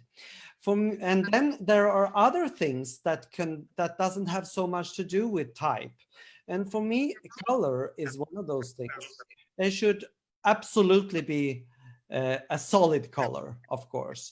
But a fault that doesn't have to do with type is not as a severe fault as other faults, as the typical faults, type faults. A too long dog is much worse, for example. And I think we have to look for type first and foremost. Then we have to look for the really beautiful things with a dog, the things that is really good at the dog, and then weigh in the faults in the end. So if it's a fault or a minor thing that should be better, then you have to weigh it in. I think color is a very cosmetic fault. So I'm prepared to overlook a few things if I find the right dog. And that's including color. The silver is, of course, all of us that has interest in poodles know that they are born black and that they are fading into their color, and during their lifetime they will change color, so it is absolutely normal. If I find a beautiful silver with a minor color problem, I'm absolutely prepared to overlook that. Ну вот, значит, по поводу окрасов, говорит, тут опять же нужно понимать, как вы судите, и нужно очень четко понимать, является ли недостаток представленной собаки связанный с какими-то более серьезными моментами, связанными, скажем, с породным типом. И говорит, что окрас, на самом деле, это такая косметическая вещь, которая приходит уже после всего остального. То есть гораздо хуже иметь собаку длинную, чем собаку слегка неправильного окраса. Вот. И говорит, что он абсолютно как эксперт и породник готов закрыть глаза на какие-то недостатки окраса, если он в первую очередь видит собаку с хорошего типа, собаку красивую, собаку эффектную, и вот этот окрас, это уже и остальные небольшие недостатки, это уже ты добавляешь в конец своего судейства. То есть ты не начинаешь судить с оценки какой-то детали, которая на самом деле не будет настолько важна в произведении. Вот, то есть он говорит, что да, опять же, нужно не забывать, серые собаки рождаются черными, они перецветают, они причем могут перецветать несколько раз в своей жизни. Вот, и он говорит, если увидит очень красивую серебристую собаку с какими-то недостатками окраса, он готов на это абсолютно закрыть глаза. Вот. Но вот вопрос такой, мне кажется, еще был по поводу жесткости судейства собак современных окрасов по сравнению с черными и белыми. То есть, мне кажется... Не нашла его. Правда, я его искала. Сформулируй, если ты как бы помнишь его, я пыталась его найти, не нашла. Или это был какой-то предыдущий вопрос, но очень часто задают, вот, я просто видела это где-то мелькали, может быть, мне в привате это кто-то прислал, что к тому, что судьи предъявляют разные требования по отношению к собакам классических окрасов и современных окрасов. То есть собак современных окрасов судят чуть-чуть более мягче, скажем так. Ну, да, давай. Да? Да. So this question, I don't remember where I got it. It maybe came in the correspondence. Hold on one second, I'm going to close the window. Сейчас, секундочку, я окно закрою, а то у меня сейчас все тут это разлетится. Because we have a thunderstorm now and it's raining like crazy. I don't know if you can hear it, but it's finally raining. У нас там сейчас окна вот так вот всех ходуном ходят. Anyway, the question was as follows. Sometimes with Well, I don't want to say that dogs of fawn and gray colors are worse in the type than blacks and browns and whites. But very often, well, judges look at those two different varieties, color varieties, a little bit differently. They actually may even judge apricots and grays a little bit softer than they would with the blacks and well, with the classical colors. Do you think there is a problem in it? Or did you understand the question? Or Yes, I can say a few things about that. yes, In Sweden, we are actually judging them together, which is a good thing. I think it's important for just this reason. They should be, as all colors should be judged equally, and you shouldn't make any excuses for any of the colors, really. And yes, I think it's a problem that if you're judging them more softer than others. On the other hand, I have been putting up silvers and apricot many times. I judged the national in Australia, and my best of breed in standard poodles was a silver dog from Canada. I have had given winner titles several times to both silvers and apricots in both Sweden and in Denmark. And yes, I think they should be able to compete. And a lot of times they're actually able to. And the judges must be also brave enough to do it. And so I think I'm a good example of a judge that has done very well for these colors. And, you know, I have a very soft spot for especially silvers. Ну, говорит, что да, конечно, проблему он в этом видит, но, например, если вы не знали, то есть в Швеции все эти окрасы, то есть все окрасы выставляются вместе. И вот в такой ситуации он даже, то есть тогда получается, что собака современного окраса должна быть очень конкурентная, она должна быть очень высокого качества, чтобы соревноваться с черными и белыми собаками. Вот. Но он сам говорит, что в такой ситуации он часто отдавал призовые места собакам современного окраса. Например, в Австралии монобородку у него выиграла серебристый стандарт из Канады, то есть который обошел всех остальных. То есть на самом деле он говорит, он очень неравнодушен к серебристым собакам. Вот, поэтому, ну, говорит, он считает, что их судить нужно одинаково, нельзя судить их по-разному. Вот, и вот, наверное, тут, может быть, можно спросить, что, то есть, ну, считает ли он, что и во всей остальной Европе нужно объединить их в окрасы, чтобы уравновесить типичность? Ну, спроси, но... So, do you think, in your opinion, it would be better for FCI to take, you know, make a change in the rules, and so the judges will begin to judge all colors together, like they do in toys? Yes. You think it's going to improve on the type? I think so, because I don't find the quality has become any better in the breeds in the countries where they are divided and where there are many dogs, of especially many apricots, and I don't find the quality has gone up. But this is a hot potato, and I'm sure that many people will think I'm an idiot from saying this, but I think they should be judged together, like we do in Sweden, like they do in England, like they do in the States. And then we also have to encourage the judges to judge them on the same level as, and also being brave enough to put them up, because they are as beautiful poodles as anybody else, any other color.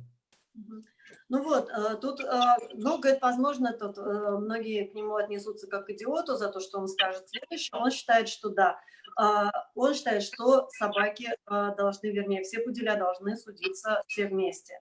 Вот, тогда это автоматически подхлестнет заводчиков и заставит их лучше работать со своим разведением, потому что он говорит, что в странах, где судейство проводится раздельно, в отличие, скажем, от той же Швеции, в отличие от Великобритании, в отличие от Америки и Австралии, вот, тип определенных окрасов, он не улучшается на протяжении лет.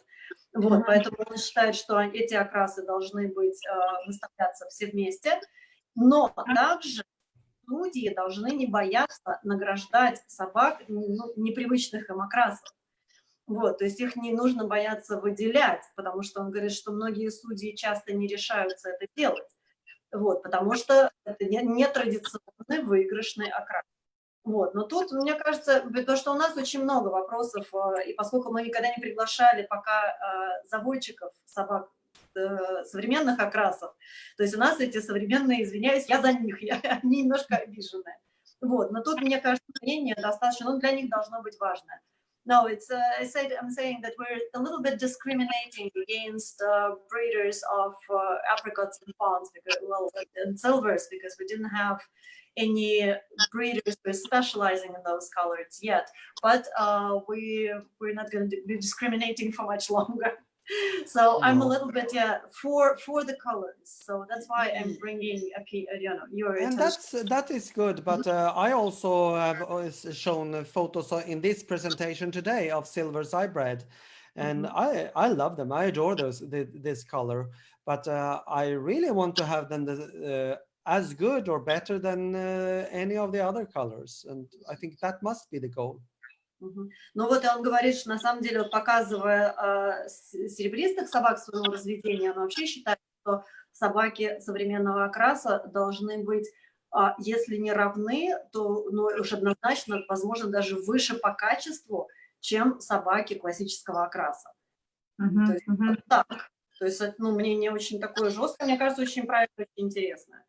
Ну, это интересно. Просто я представляю, что будет, если они, опять же, выйдут в Рим, и их просто станет меньше на выставках, мне так кажется. То есть мы можем потерять количество собак на выставках именно цветного окраса. So by bringing dogs of fawns and silvers into the blacks and white rings, the number of them is going to go down drastically, because there are not enough high quality to compete against blacks. So it's a little bit, a question of losing the numbers then, and then discouraging the breeders a lot if they're made to show together with other colors. But, the survival of the strongest. Could be, but I must say one other thing here I think is crucial, and that is, why do you breed? I really try to breed my dogs that I think I like and that I think is going to be my next dog and to be the next bridge to the next generation. I really don't breed for winning, and this is something I feel very strongly about, that people must stop doing that. They should not present dogs for trying to get awards winning.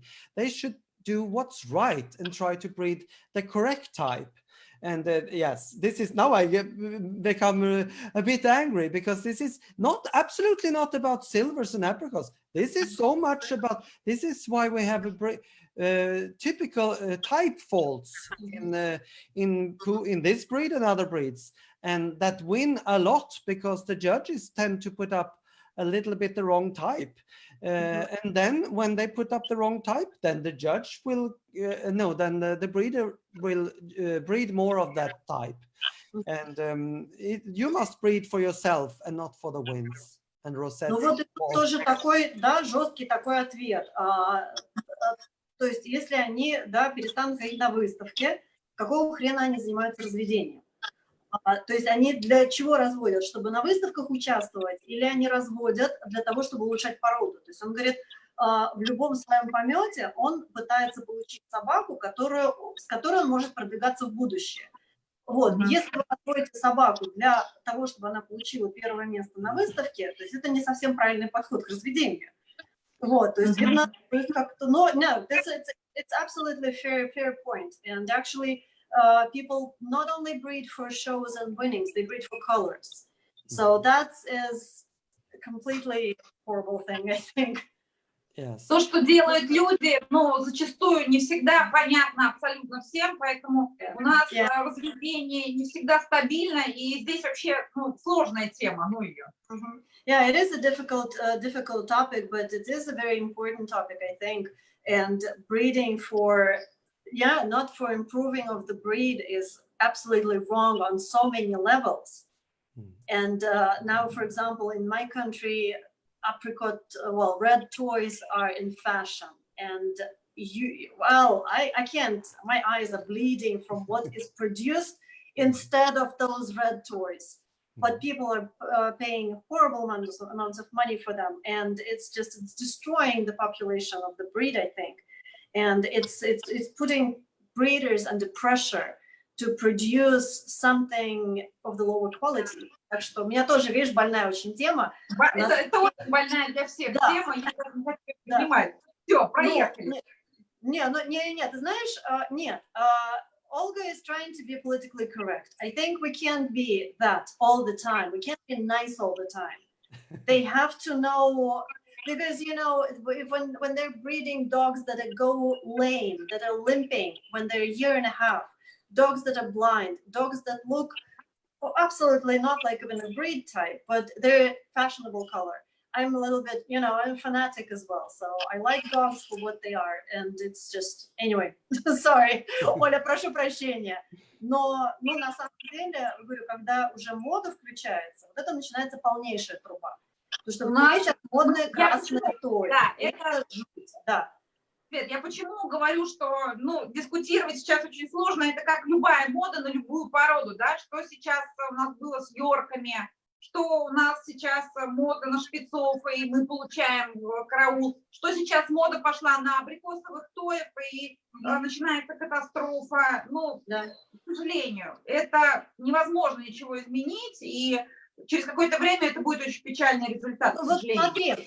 Смотри, на самом деле, hold on, I'm gonna translate everything back, I'll bring back. Я просто, Оль, смотри, вот я переводила просто эфиры со шпицами. Шпицы безумно популярная порода по всему миру.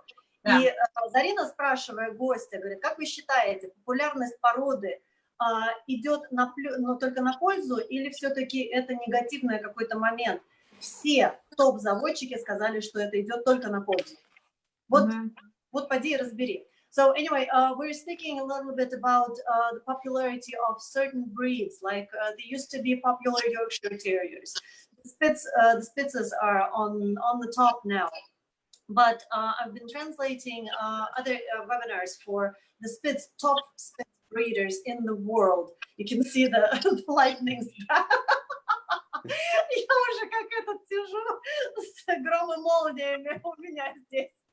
So if lightning strikes me, just, you know, remember me as a nice person who hates breeders. Если меня сейчас молния прихлопнет, то это запомните меня молодой и красивой. Вот, и вызовите эту пожарную службу. Anyway, but the lady that I've been translating those interviews for, she has a question to those breeders. Do you think that the popularity of the breed has more positive or more negative sides? And to my surprise, every single top breeder said it's a positive. So it's a little bit, what do you think? Are you talking about Pomeranian now? Yeah, Pomeranian now, but any other breeds that become popular. I have strong opinions about Pomeranians because I lived with them for so long, and I also bred them. And it is not. I completely, strongly disagree with that. The popularity is good for that breed. It's practically destroyed. It has. And it is so difficult to breed a Pomeranian, and with the correct coat and the correct skin, there are so many problems, and there are inferior material being bred from, and it is not good for the breed that is popular. Absolutely not. And we see, and we also see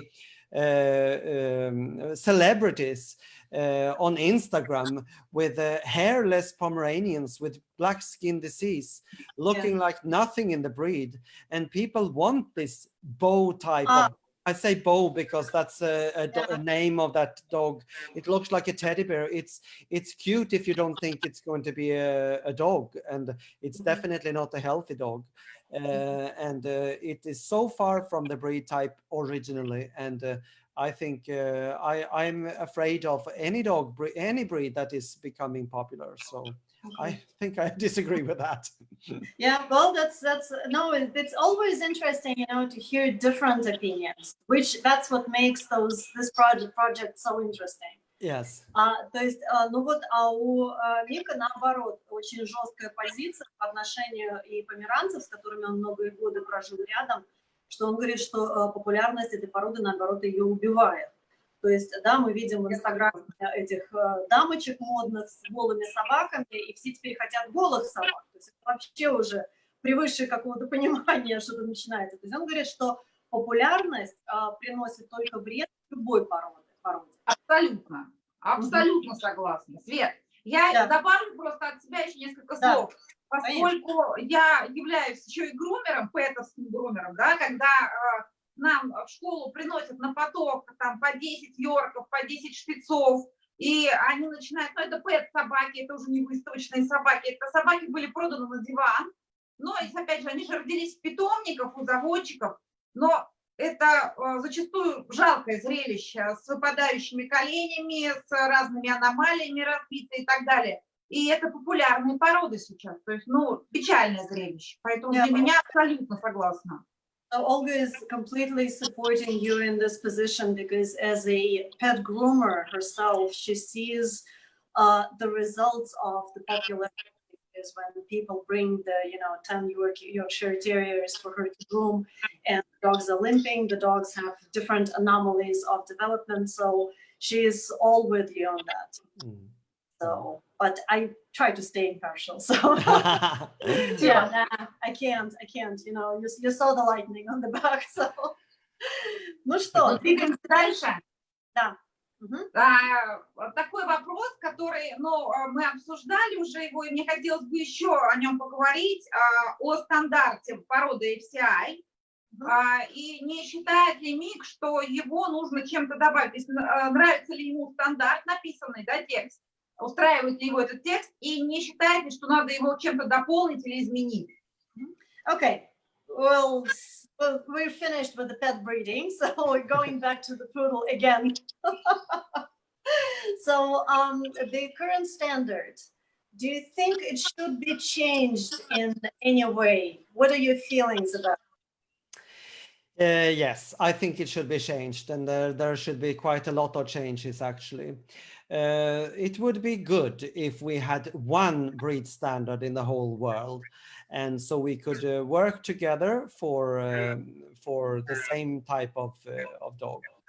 It's strange because there are different breed standards. However, dogs have been able to win both in Europe and gone abroad to both England and America, and been able to winning under all standards, and vice versa. They have gone back and forth. So even if there are quite big differences in the way you describe the dog, I think the breeders try to have a quite uniform idea what we should aim for. But I think the breed standard is have too much emphasis on faults instead of the ideal dog. It should be an ideal to have as a goal, and we should try to breed that and judge for that. And then it's up to the judge to find the faults, how severe they are, and try to put the dogs in the right order. And I think that would be a better way of going. There are quite a few things in the breed standard that is absolutely shouldn't be there. And when you look at these things, there are several examples of it. When you're taking away some things from the standard you don't care about, no one cares. Breeders don't care, judges don't care about it. Then why do you care about the rest of the standard? Now I'm talking about, for example, the due clause on the disqualifying fault in any of the poodles on the hind legs. That's disqualifying. No one is checking for it. We have standard poodles size over 62, which is disqualifying fault. I would say it's practically impossible to win under most judges if you're not over 62. So I think this is absolutely not good for the breed. And I think it should be quite a few changes, but I am not the one deciding. And I would like to have a international standard for all countries, really. Ну, да, конечно же, стандарту много у Микаэля вопросов. Он, конечно, в первую очередь хотел бы иметь общий стандарт для пуделя во всем мире. Так, чтобы собаки европейские могли свободно приезжать в Америку и там выигрывать, и наоборот. Но еще претензия у него такая вот к стандарту ФЦИ, да, то, что вот опять же излишнее количество, вернее, излишняя концентрация этого стандарта на недостатках. Вот, причем он говорит очень часто недостатках, на которые вообще никто не обращает внимания. Скажем, то, что прибылые пальцы на задних ногах являются дисквалифицирующим пороком. А он говорит, во время судейства вообще эти пальцы никто не проверяет. Потом то, что стандартный пудель больше 62 сантиметров также должен быть дисквалифицирован. Он говорит, что на самом деле сейчас сложно выиграть с собакой, которая не является переростком. Вот, то есть тут вот такие моменты есть. Вот, то есть стандарт нуждается в более тщательном анализе. Возможно, должен быть переписан. К сожалению, наш гость за стандарт ответа не несет. Вот, но, возможно, то есть даже вот этот стандарт, он больше как стимулирует судей судить собаку больше по недостаткам, чем по достоинствам. А он хотел бы видеть такие формулировки, которые бы сначала судей заставляли взглянуть на позитивные какие-то качества пуделя, а потом уже, да, подбивать недостатки. Наверное, так. Окей. Ну, про недостатки тогда еще вопрос сразу. Какие недостатки для Мика неприемлемы в судействе, при экспертизе пуделя? So, when breeding a poodle, which faults are your pet peeves? What can't you pass in your rings? As a judge? Yes. Or I would say anything that has to do with breed type is difficult to deal with. Bad temperament, I would say. We hardly see bad temperament in the poodle ring, but they should be poodly. They should be a poodle. They should have the head up. They should have the tail up. And well, I could not accept anything, any of that fault. But I think the breed typical aspects of it, you know, the outline, the expression, the lightness, the elegance, the lightness of feet. I think those things are what we should look for. And any of those things, if you don't get that, that is more severe than any of the detail faults. Ну вот, то есть, конечно же, в первую очередь нужно отметить нетипичный темперамент, нетипичное поведение. Он говорит, что пуделей, говорит, редко бывает трусливых там или агрессивных каких-то, но он говорит, что вот это категорически для него неприемлемо.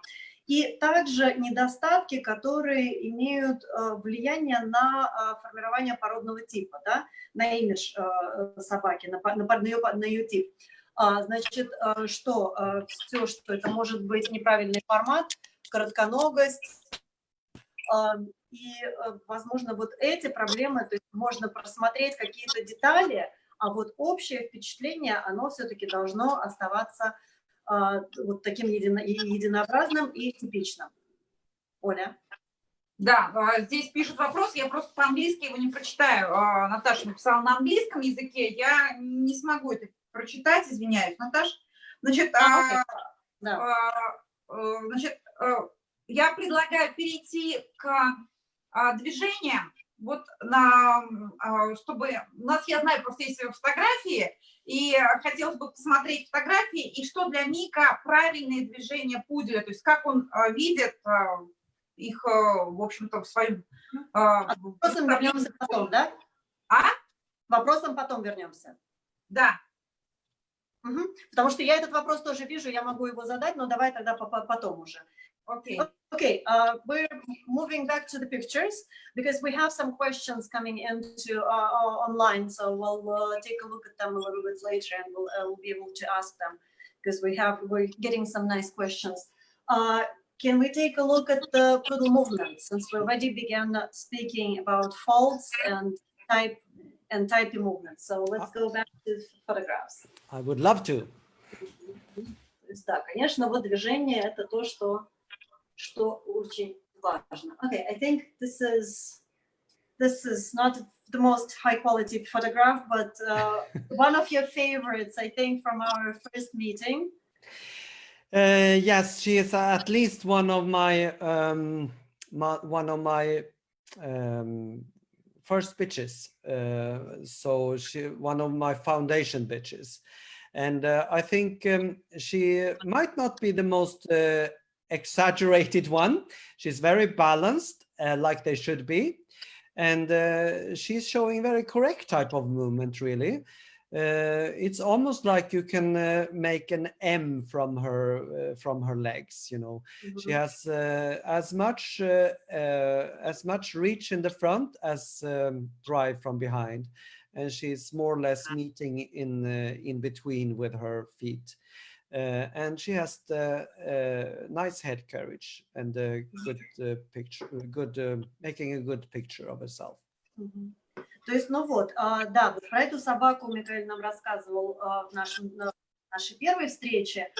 Вот, но и для него она все-таки является олицетворением правильного пуделиного движения. То есть, вот глядя на эту собаку, мы можем нарисовать по ней букву М. Да? То есть у нас у собаки хороший толчок, хороший вымах, и также под корпусом ноги достаточно четко встречаются между собой, встречаются. Вот, плюс у собаки отличная осанка, и она высоко правильно несет хвост. Вот, то есть вот это вот, и причем эта собака не какой-то не демонстрирует никакой экстремальности. То есть она очень такая классическая по своему собственному, ну, по силуэту. И собака сама себя чудесно показывает. And then we have... Yes, and this is, like I said in the last interview, this is my heart dog. He was really one of a kind in many ways, and incredibly beautiful in the ring. And he had all the style in the world. Very, very easy way of going. And he just had the head up in a very natural position all the time. And a very good reach and drive, this dog. I just thought he was a magnificent dog in the ring. Ну и вот эта вот любимейшая собака Микаэля, то есть для него это вот тоже вот такое вот очень стильное движение с великолепным вымахом, с великолепным толчком, и при этом собака, которая в любой ситуации жизненной никогда не опускала голову, всегда голову несла высоко. Вот. But looking at this picture, wouldn't you say that this reach and drive is a little bit over-exaggerated?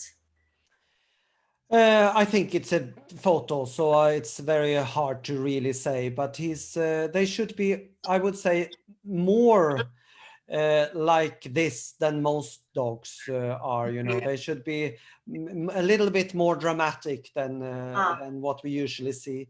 This type of movement has been many times described as dancing type of movement, and they should have some rhythm, and they should have some lift and using their joints. So.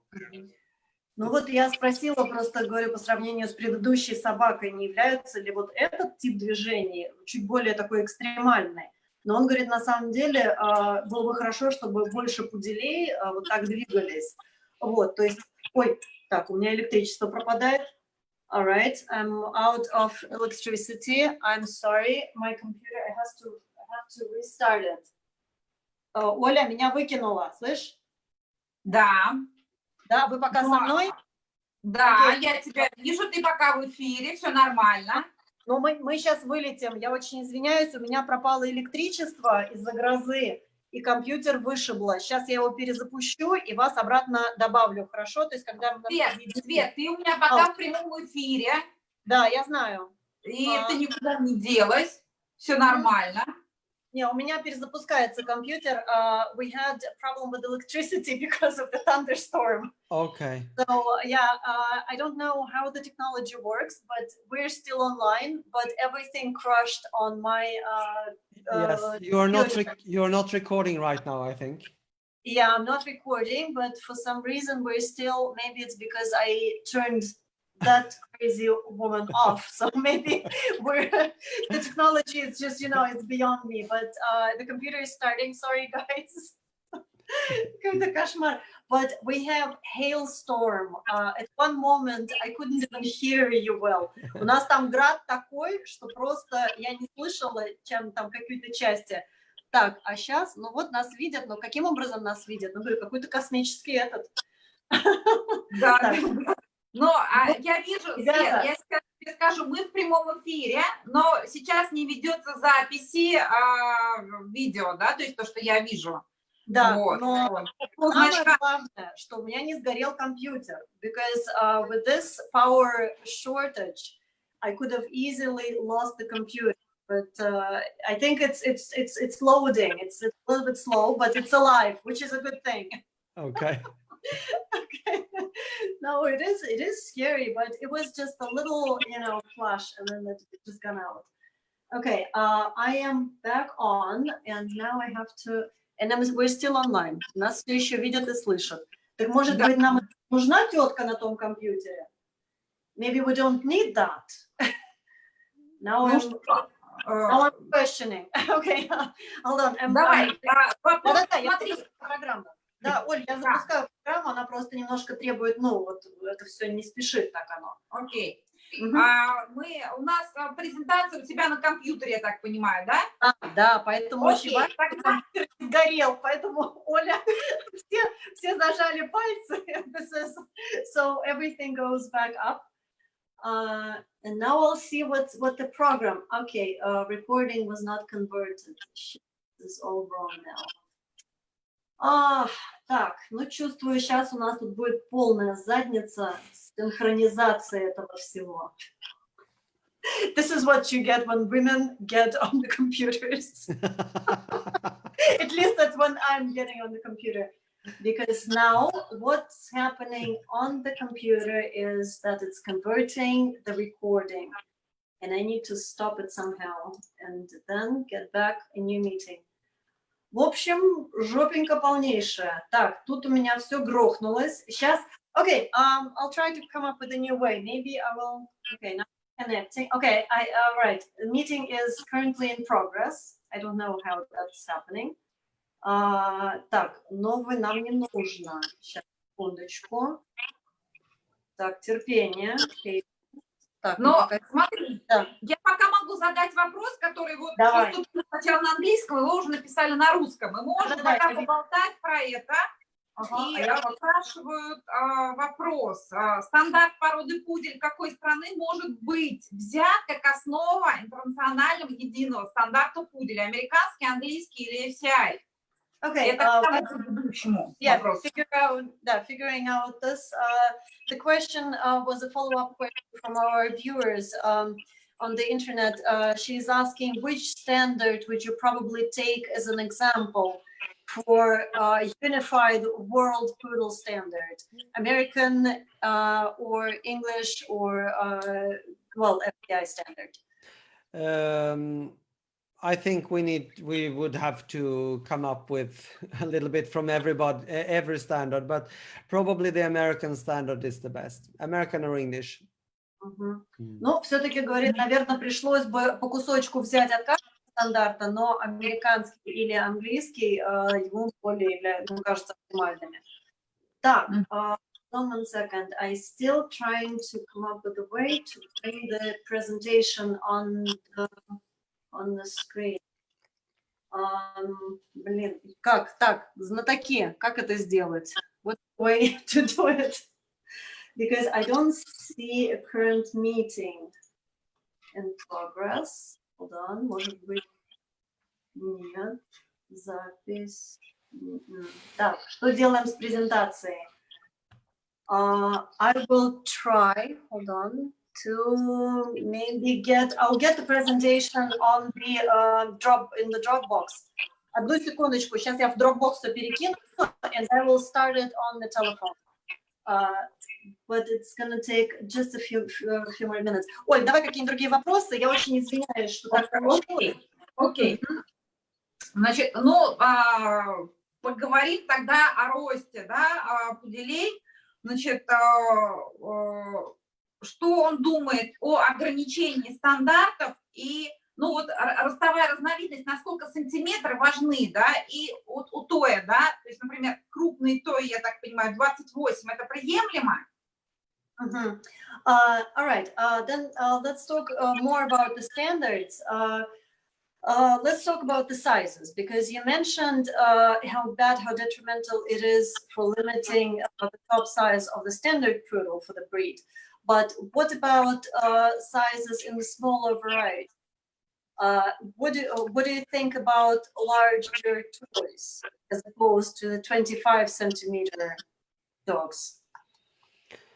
Yes, that makes no sense really, that the toy poodle has the ideal size of 25, but they can be up to 28. That's the only size that has an ideal size. And I don't understand that. I think then there should be ideal sizes in all the varieties. Yeah, that is what I can say about that. То есть вот он говорит, что он на самом деле, что той-пудель — это, наверное, единственная разновидность, которая указывает идеальный размер собаки, да, 25 сантиметров. При этом той-пудель может быть до 28 сантиметров. Вот, то есть он тогда говорит, или введите идеальные размеры для всех разновидностей тогда уже. Вот, ну вот так. But if you have larger toys in your rings, do you have to judge by the standard? Do you have to select for 25-centimeter dogs? Well, I don't think most judges do that. I think they overlook that in the standard, and I think that is not correct to have things in the standard that no one really cares about. And the quality of the dog is usually better if they are a little bit bigger. Because it's very, very hard to breed an in-size toy like they do in America, under 10 inches, 25 centimeters. That's very, very hard. And I think the sounder dogs are a little bit bigger than that. And yeah, but yes. Но он говорит, что на самом деле, вот я просто спросила, говорю, а вот если вы сами тогда судите, какое ваше отношение к более крупным тоям, чем 25 сантиметров? Вот, но он говорит, что собака, которая чуть больше, чем 25 сантиметров, она, как правило, еще и более прочная, и более правильная по анатомии. То есть тут получается, да, стандарт себе сам противоречит. То есть он указывает недостатки, которые не очень логичны в плане своего воплощения, да, то есть, наверное, так. То есть собака, которая чуть крупнее, чем 25 сантиметров, как правило, более правильно сложена, чем та, которая гораздо меньше. You know, 1 or 2 centimeter difference in the toy poodle is a bigger percentage than 1 or 2 centimeters difference in the standard poodle. So I think it's hard to breed toys, and I think there should be a little bit more emphasis on type and on soundness rather than the actual details. And I think size for me doesn't have so much to do with type anyway. Ну вот, говорит, на самом деле, если вот даже в процентальном отношении посмотреть, там пара сантиметров в той пуделе, это будет гораздо крупнее выглядеть, чем пара сантиметров в стандартном пуделе. То есть он считает на самом деле, что размер не должен настолько жестко трактоваться. Окей, по зубам. насколько для каждой разновидности важно наличие зубов, быть наличие, господи, зубов, начинаю заикаться уже. Нужны ли зубы? Поговорим, да, нужны ли зубы? Нужны ли зубы, да, насколько важно наличие зубов или допускается все-таки, как стандарт описывает, и это нормально? All right. The next question has to do with the teeth. Of course, the standard is very peculiar about describing how many teeth, where they are located, what they're supposed to be. But how important it is, the dentition is for you, the number of teeth. For example, in the smaller varieties, in toys and doors. Yes. Well, we have a breed standard, and we of course should follow that. On the other hand, it has nothing to do with the type at all. So you understand my reaction to it anyway. But you know, I find it very unfair. Judges, they look and count teeth in the small toys, but maybe the standards need to count too. I know several world-winning standard poodles with 5 front teeth. I know big top winning dogs, very famous dogs with almost no premolars at all. I'm sorry, I think it's very unfair. But you know, teeth should maybe not. That's I think it has way too big emphasis in dog judging in general, and in our breed completely. It should be about other things. Ну, говорит, на самом деле зубы такой, то есть, конечно, есть стандарт, в стандарте прописано, поэтому если он, например, кому-то высказывает претензию по поводу отсутствия зубов, нужно понимать, а на чем он эту основу, вернее, эту претензию основывает. Но также, он говорит, на самом деле, вот этот подход к зубам, он немножко нечестный. Скажем, судья будет с увлечением ковыряться в зубах у той пуделя, считать их, а он сам лично знает топ-победителей в стандартах, у которых было 5 резцов. Но говорит, почему там не считают тогда, если уже настолько ковыряются во рту маленьких собак? Вот, то есть он говорит, что на самом деле, опять же, да, у нас есть гораздо более важные породные характеристики, чем количество зубов. Окей. Ну, я думаю, что мы постепенно уже от стандарта, от анатомии перейдем к показу. Ребята, да, я дико извиняюсь, я просто боюсь, что тут все взорвется вообще. Я боюсь, с презентацией на этот раз придется попрощаться, потому что тут просто все на соплях висит, и я не понимаю, за счет чего это работает. Вот, I'm afraid the presentation is lost for today. I'm so sorry, because I'm afraid to, you know, to even touch this anymore, because I have no idea where it's all happening now. Okay. So we're here because the computer tells me that something is happening there as well, but it wouldn't show me the control panel. So forgive me, please. But I think we covered a little bit, of course, the movement, well, on 2 pictures and a little bit. But Olga wants to move along a little bit. We have more questions. По поводу чего? По поводу хендлинга, да, получается? Ну, да, значит, мы переходим, опять же, в судейство, но уже с анатомии собак на хендлинг и груминг. И насколько для Мика важен показ собаки в ринге? Повлияет ли его решение как эксперта на хендлинг и груминг? И потом еще один вопрос будет. Okay. All right. Then it's a question a little bit paraphrased. How important for you as a judge the presentation and handling of the dogs that you judge? Would it help you make the decision? Good presentation, good grooming, and good handling. Well, we all want a beautiful dog, and a beautifully groomed dog with plenty of coat and masterfully presented, and that's really what we want. And it's wonderful when you have an exhibitor in the ring that is really presenting the dog in a wonderful way. I know you had Chris from America the other day in the interview, and I've had him as an exhibitor several times in the ring, and he's pure pleasure. Beautiful groomed dog and wonderful show, and you don't even have to tell him up, down and back. It's just happening. People like that makes my job as a judge much easier. But it is a bit of a problem that it is not always the best handled and groomed dogs that is actually the best one. And it's hard to draw the line. I think that because I have the ability to do it myself, I think I'm in a little bit better position than most judges to have a balanced view of that. I know what you can do with a coat, and I understand what they have done, and with the handling as well. But it's hard, and it's not really so fair in judging in general, and in poodle specifically. You know, it's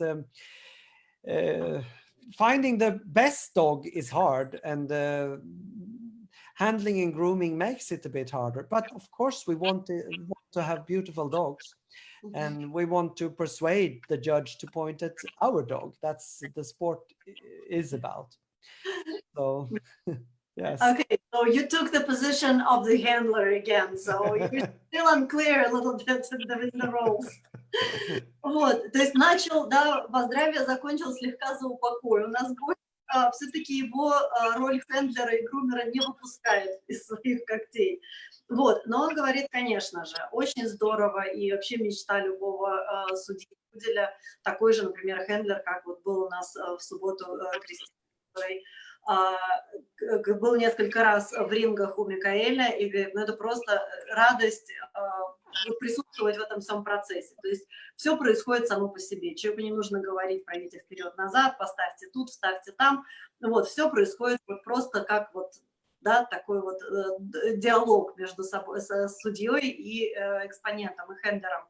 Но нужно также понимать, что, и вернее, и он очень хорошо понимает, как и хендлер, и грумер, что отлично отренгованная и прекрасно подготовленная собака по шерсти, это еще не значит, что это лучшая собака в ринге. Вот, поэтому его задача как судьи все-таки найти лучшую собаку, а не купиться, как бы не было это заманчиво, на прекрасную презентацию, на прекрасную картинку. Вот, он сам говорит, отлично знаю, как хендлингом что-то можно подчеркнуть и спрятать, как шерстью можно что-то сделать, потому что он все это сам делал в свое время. Вот, и говорит, тут, конечно, уже задача грумера и хендлера состоит в том, чтобы обратить на свою собаку внимание. Вот, то есть он пока мечется между двумя ролями. Вот, но мне кажется, очень интересно. Окей. It is not a handling and grooming competition, and we have to make sure it doesn't go more in that direction. Но тут, конечно, опять же нужно помнить, что выставка – это не конкурс стрижки и хендлинга. То есть также это, ну, нужно об этом помнить, хотя, конечно, хотелось бы двигаться в том направлении тоже. Вот, но нужно помнить, значит, да, зачем мы в первую очередь приходим на выставку. Окей. Насколько важна одежда хендлера для Микаэля как для судьи? All right, for you as a judge, how important is the appearance of the handler?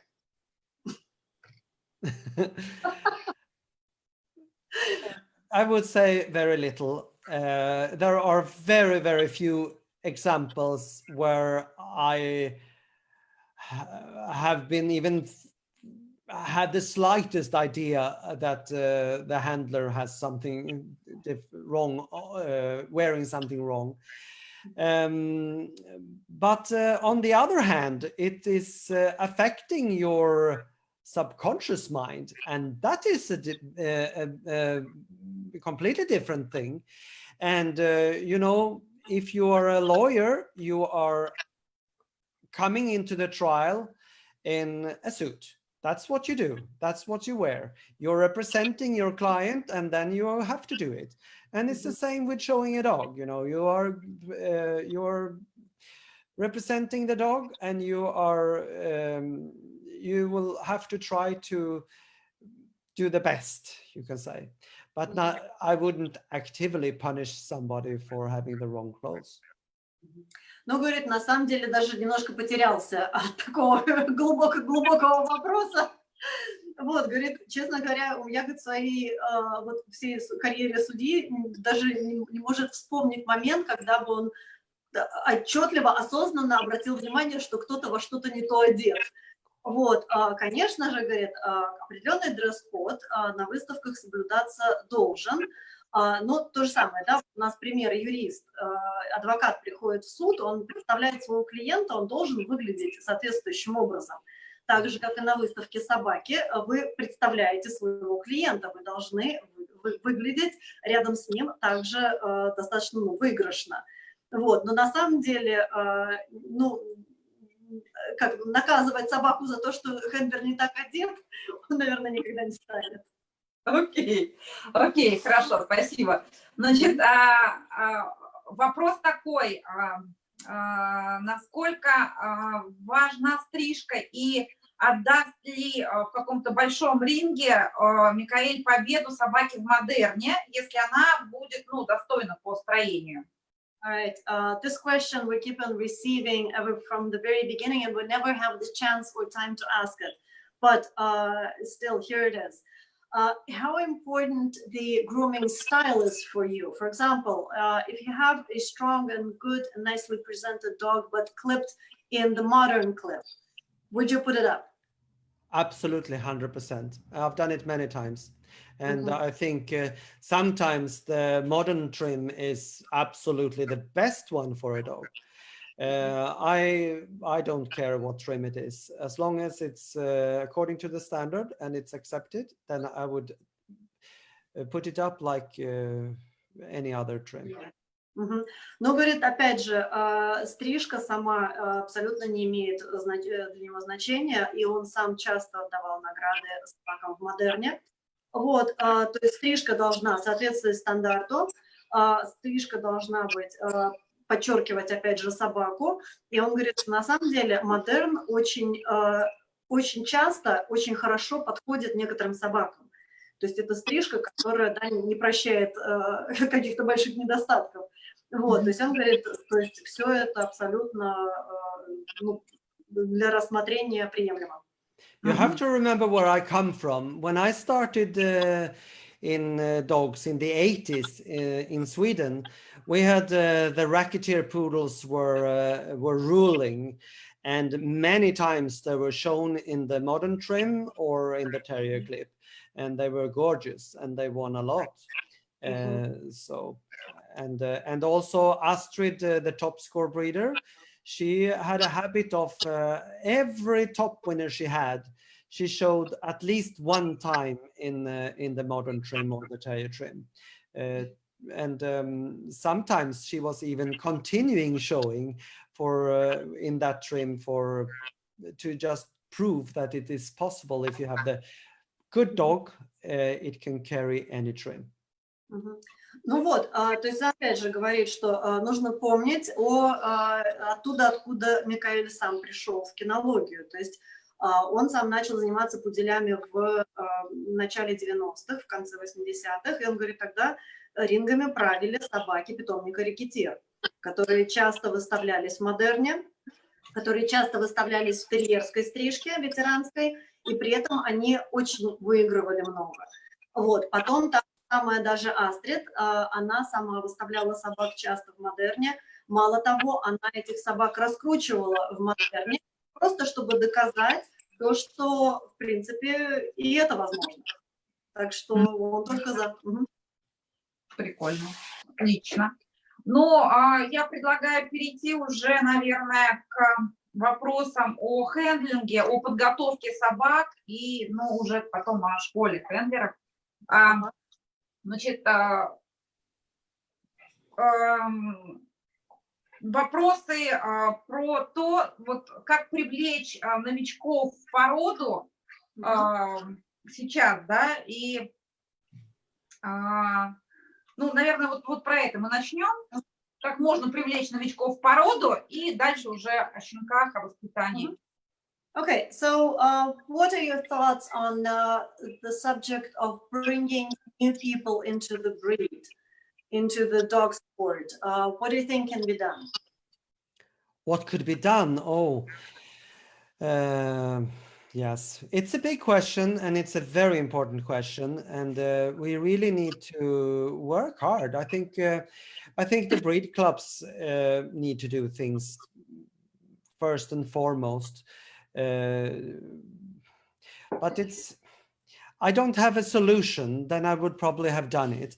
I'm working on a daily basis with a lot of newcomers to the breed with my handling and training classes. I try to do my share, but it's not easy. I think we need to have fun. Sometimes it is so much hard competition and people are there just for winning. Well, I've been too. I've been also doing this, of course, but there must be some kind of middle way where you can also have fun. And I've always tried to have a nice atmosphere around me and around the group of people I'm together with. And I think the judges sometimes also need to look at their job. What are they doing? Far too many judges are too serious.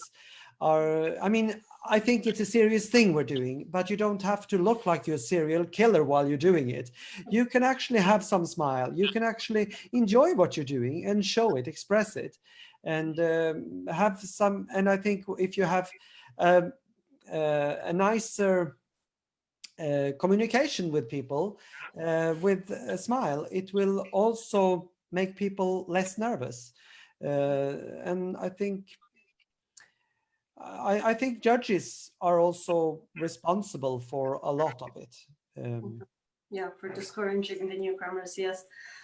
Ну, говорит, что на самом деле вопрос такой, опять же, сложный. Однозначного ответа у него нет. Но вот он что сам лично старается делать, он ежедневно, да, в своей школе работает с новичками, он пытается их поддерживать, он пытается им создавать какую-то позитивную атмосферу, даже на тех же выставках, куда он едет какой-то группой, то есть чтобы там немножко люди, ну, и расслаблялись, и, ну, чтобы это было больше развлечением, чем какой-то, да, смертельная схватка за первое место. Он говорит, я тоже, конечно, смертельно и хватался за... То есть сам он тоже очень конкурентный человек, очень жесткий конкурентный человек. Но, говорит, возможно, нужно найти какую-то такую вот промежуточную фазу, то есть стадию для людей, чтобы люди немножко не были так напуганы вот тем, что происходит в рингах. Опять же, говорит, что судьи должны сами...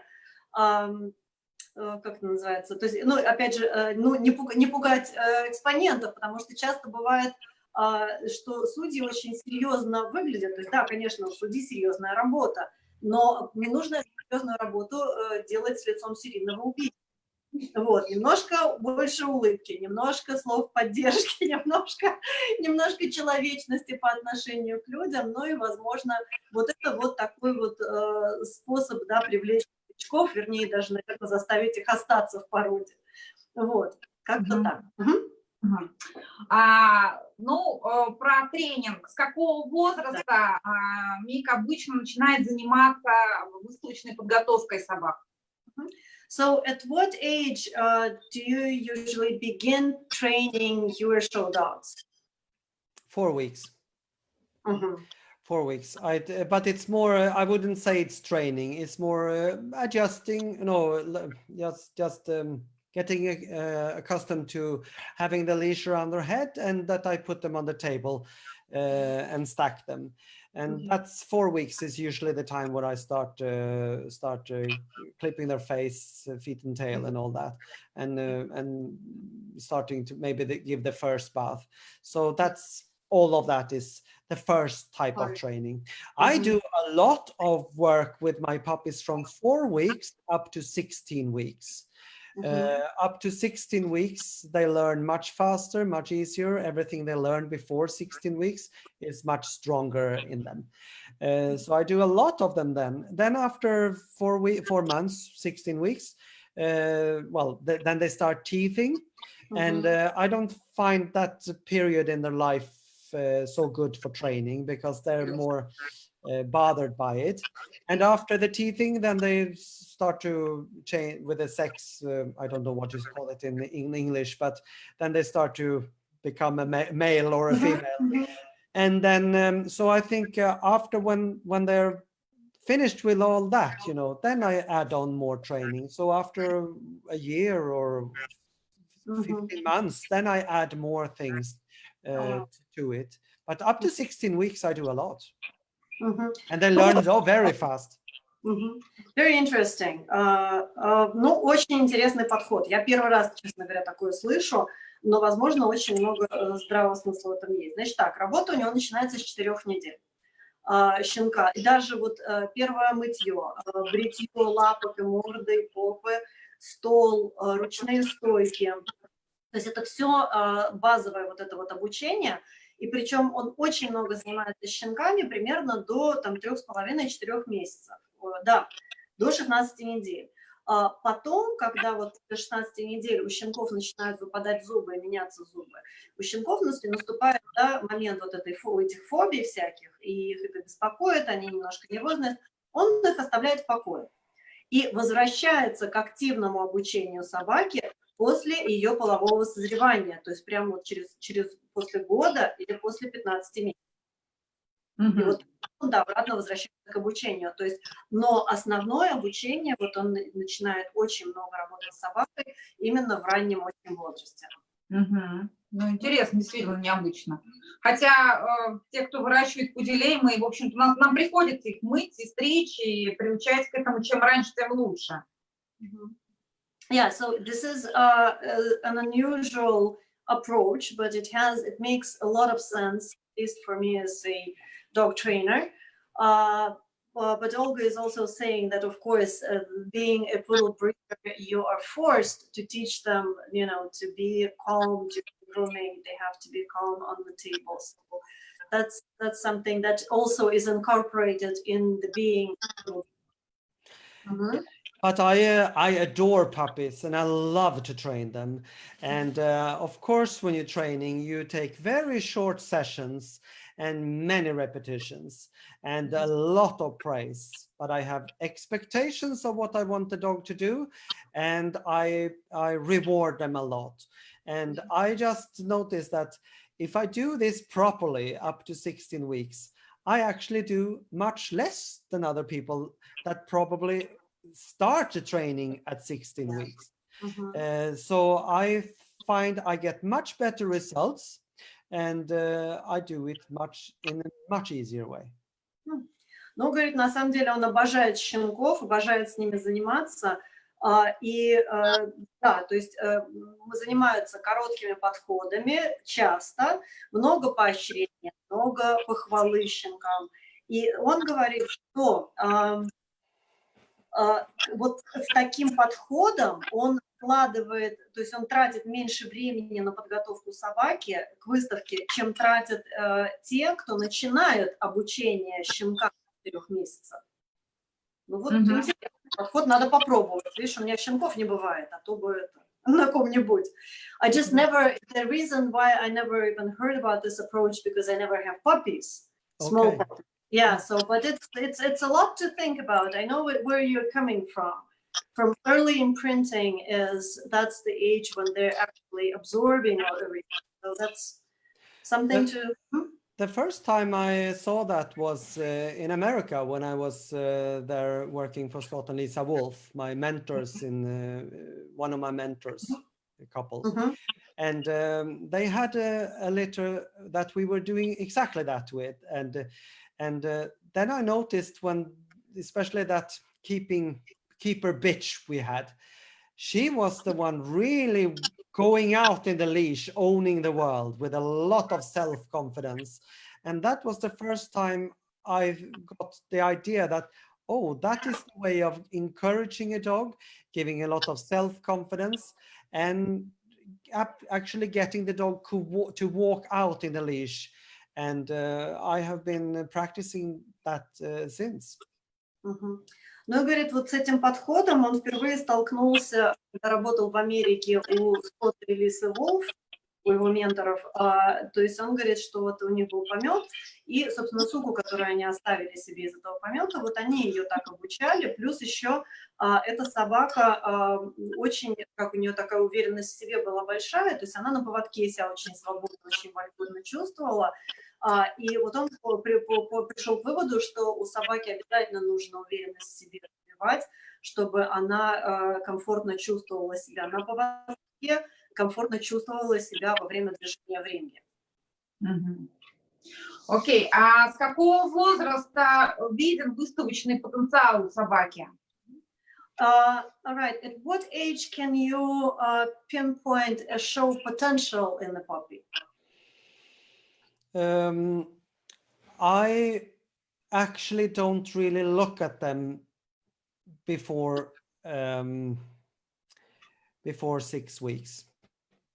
There is not much to see, and many people want to pick their puppy when they're newborn, and believe me, I've been doing that myself, and I've had success doing that too, finding the beautiful heads and the shapes and a little bit the construction. You can see a lot of things, but then on the other hand, why not wait until you can have an overall look at the dog?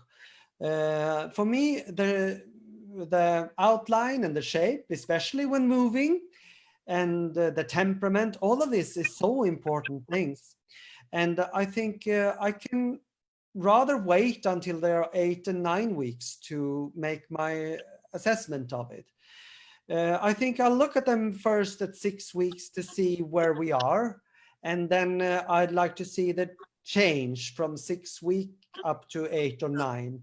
And I think that helps me give a lot of information to actually get the idea of what this dog is going to look as an adult and matured. I don't understand why you should be so quick in your assessment of the dog. And there will be mistakes done. On the other hand, I was very, very good at selecting my black line of dwarf poodles. It was never a problem. And by 6 and then 8 weeks, I absolutely could tell, I could be almost sure what the quality would be like when mature. Then I got the white ones and the silvers, and it was a whole different thing. And I must tell you, I still haven't really found the key to select those puppies. You know, I don't do too bad, but I have made my mistakes. I must say that. Ну, значит, он говорит, что до 6 недель он на щенков вообще не смотрит, потому что там смотреть особо не на что. Вот, а потом уже, да, оценивает, да, как этот щенок стоит, как он себя несет, как он двигается. Но особенно, на что он обращает внимание, это на то, как щенок растет между 6 и 8-9 неделями. То есть вот наблюдая этот прогресс, этот рост щенка, он может примерно сказать, как этот щенок, во что он вырастет. Вот. Но при этом он говорит, что в своей черной линии он абсолютно идеально мог предсказать, как будет выглядеть щенок, когда он вырастет. А когда он перешел на белых и серебристых, говорит, что абсолютно все по-другому, и до сих пор он, наверное, систему еще не сформировал для, собственно, отборки белых и серебристых собак. Окей. Но, Свет, следующий вопрос. Да. Ага. Значит, вот сейчас появилось достаточно много времени, и занимается ли он со своей собакой больше, то есть тренинга, и интересно, где он занимается. All right. Now you mentioned that you have a little bit more free time. So does it mean that you work with your dog more than usual? And if yes, then where do you train your dog? I have a training center that I go to and have some trainings, and then I bring him there too, and we move him there, and I stack him, and I do all that. I do a little bit more, yes. I'm training the free stacking in a little bit different way, and yes, I train it with. I think you in English would call it a target, where you're having something that he should actually position his front legs on, and I think that helps a lot with his balance, and also the cooperation with. So he's changing his body to fit my body, and then it will be quite easy. I still have a lot of energy when I'm training, because I hate free stacking with low energy. I want the dog to be very active, and so it's still too early to move further away from the dog, because I want to be able to reward him also with the treats easily. But it will be much easier to get the distance later on in the training when you have this target where he's standing on that one. So I'm working a little bit different with the dog I have now, and and I love to train with him, because he has such a wonderful temperament, and he's very active, and he is responding to me in a perfect way, I must say. Ну да, говорит, что сейчас чуть больше времени появилось на собственную собаку. Занимается он и ведет свои занятия в центре, где, ну, на эти занятия он берет и своего щенка тоже. Вот, сейчас он с ним занимается свободными стойками, немножко по-другому он сейчас использует, вернее, подходит к свободным стойкам, он использует мишень, то есть когда собака обучается вставать передними лапами на что-нибудь. Вот, и ему, говорит, пока еще очень нравится, конечно, чтобы свободная стойка была очень энергичная, чтобы, то есть собака, возможно, не очень стабильная, но она при этом очень живая. Вот, расстояние он пока щенком не увеличивает, потому что он хочет иметь возможность поощрять лакомством. Вот, но вот пока у него немножко такие эксперименты, он говорит, что щенок на эти все эксперименты радостно очень и очень хорошо реагирует. Вот, собака очень активная, очень заинтересованная в работе, то есть он очень доволен тем, с чем он сейчас работает. Окей. Ну и такой момент, вот успешные хендлеры очень часто сталкиваются с давлением в ринге. Расскажи, пожалуйста, о психологическом тренинге, которым Мик сейчас вот занимается, да, и что он планирует сделать, какую часть он будет, вернее, как он будет его использовать в своем тренинге и в своей школе. Говорили об этом уже, да. Right. The first question, well, that's also a complicated, multifaceted question, but of course, first is how, as a handler, do you deal with the pressure in the ring? But also, I remember that preparing the first seminar, we spoke with you a lot about the psychological trainings that you are studying right now, and you said that you wanted to integrate them into your classes with the people for COVID clients. So can we talk a little bit about that? Absolutely, I would love to. What you said, psychological training, I think I call it inner mental training is the English term for it.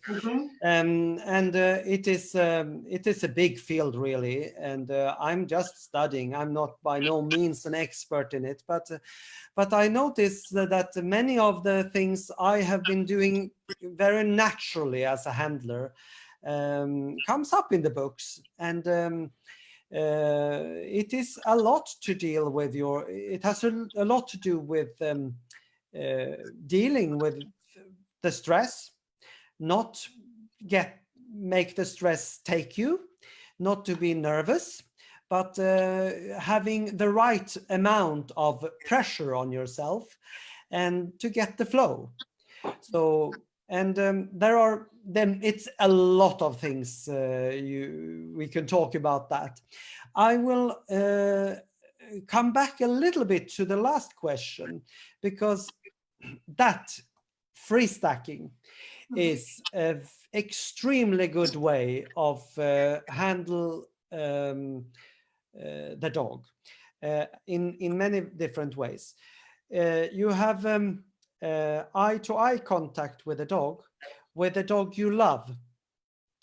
That is actually raising your oxytocin level, which is the hormones for feel good.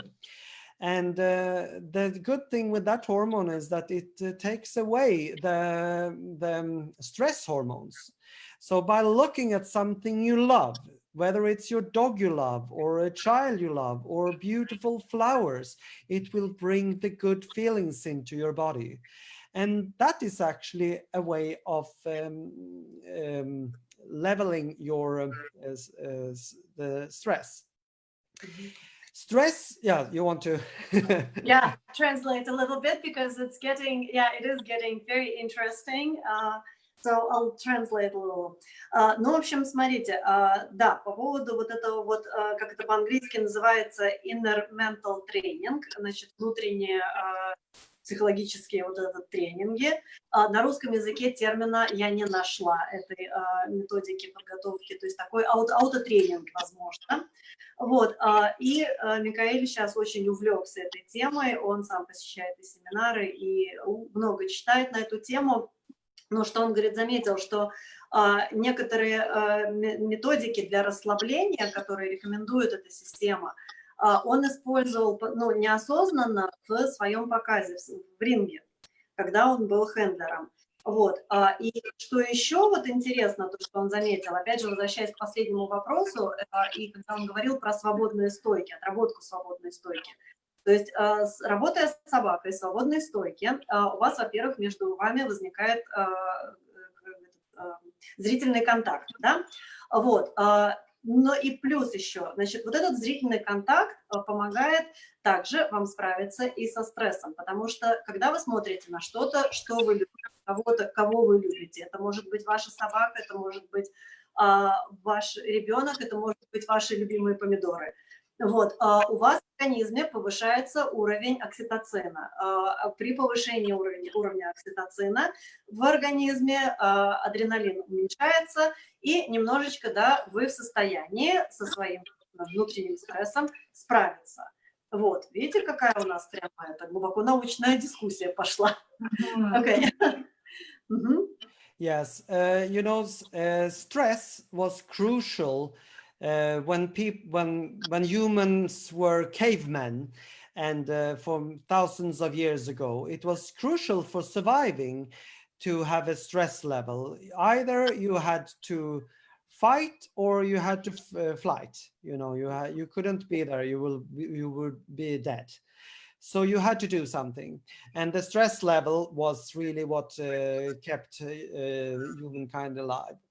And so that's when you see when we think we are on another level now, but we are not. We are still cavemen. And you see, when someone gets stressed in the ring, they are usually distancing themselves from the dog and looking out, and that is actually from the past, where you had to look for threats, you know, and you are much better focusing on your dog, raising the oxytocin level, looking at the dog. The other thing you can do is actually touching the dog. When you're touching the dog, your oxytocin level will go up, will rise, and also that same happens for the dog. So you want the dog to be relaxed and nice and free. So by touching him, he will also get oxytocin from you, and then it will be double for the dog because he will take after whatever level you have. So you should actually go down to your dog, pet him, be near him, look at him, talk to him. That's the best way to get your perfect level of stress. Вау. Ну вот и тут тоже очень такая замечательная рекомендация, как опять же бороться со стрессом. На самом деле стресс — это такой эволюционный двигатель для человека и на самом деле для всех животных. еще с доисторических времен стресс помогал выжить, да, то есть ты все время находишься в состоянии ожидания какой-то опасности, и это единственное, что помогало первобытному человеку выжить, то есть он или сбегал, или вступал в схватку, защищая свою жизнь. И что можно делать в ринге, то есть понятно, он говорит, что стоит очень смотреть на свою собаку. Многие люди, когда нервничают, они наоборот удаляются от собаки, они начинают смотреть по сторонам из-за ринга. То есть это тоже инстинктивное поведение, то есть ты начинаешь выискивать опасность. Вот, вместо этого, он говорит, нужно смотреть на свою собаку, а еще лучше нужно эту собаку гладить. То есть вы вместо того, чтобы удаляться от собаки, сядьте к ней, погладьте ее, поговорите с ней. Таким образом, уровни окситоцина повысятся не только у вас, но и у собаки. Собака будет чувствовать себя гораздо более спокойно, и вы сами сможете контролировать свой уровень стресса, потому что выходить в ринг, как будто вы стоите на троллейбусной остановке, ждете троллейбуса, тоже не стоит. То есть все равно какой-то элемент волнения должен присутствовать. Вот. Но это волнение должно также быть контролируемо. Вот, поэтому вот гладя, прикасаясь к собаке, вы сами себя и ее будете успокаивать. Угу. Yes, I don't know what should I continue with. Well, give them one last free advice, and then I think everybody will come to your classes. Oh, okay. I'm hooked already. Oh, okay, good. Yes, I will say a couple of things that I think is that I see a lot of, especially when people start. You should try to get the dog to act the way you want. Most people, especially new ones, but also experienced handlers, they are actually more reacting to what the dog already did, and when saying that, already did wrong. And I'm working in a much more positive way, guiding and teaching the dog, this is the way we're doing, and bringing my energy into it, and having a goal with what we're doing, and then just acting.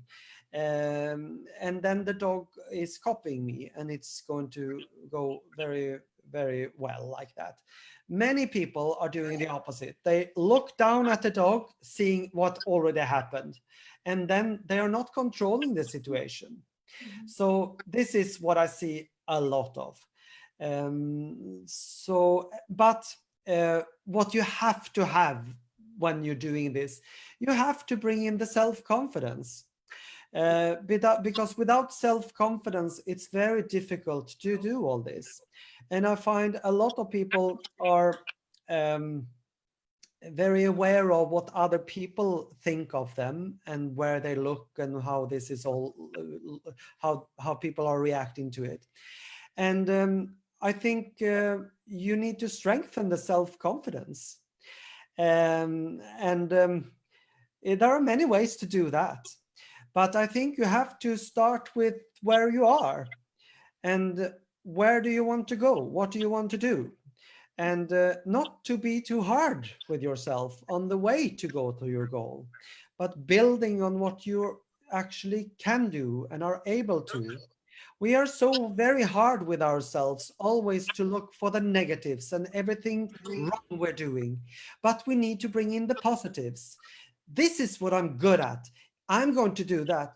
So when I have my training classes now for people, I always ask them, what was the best you did?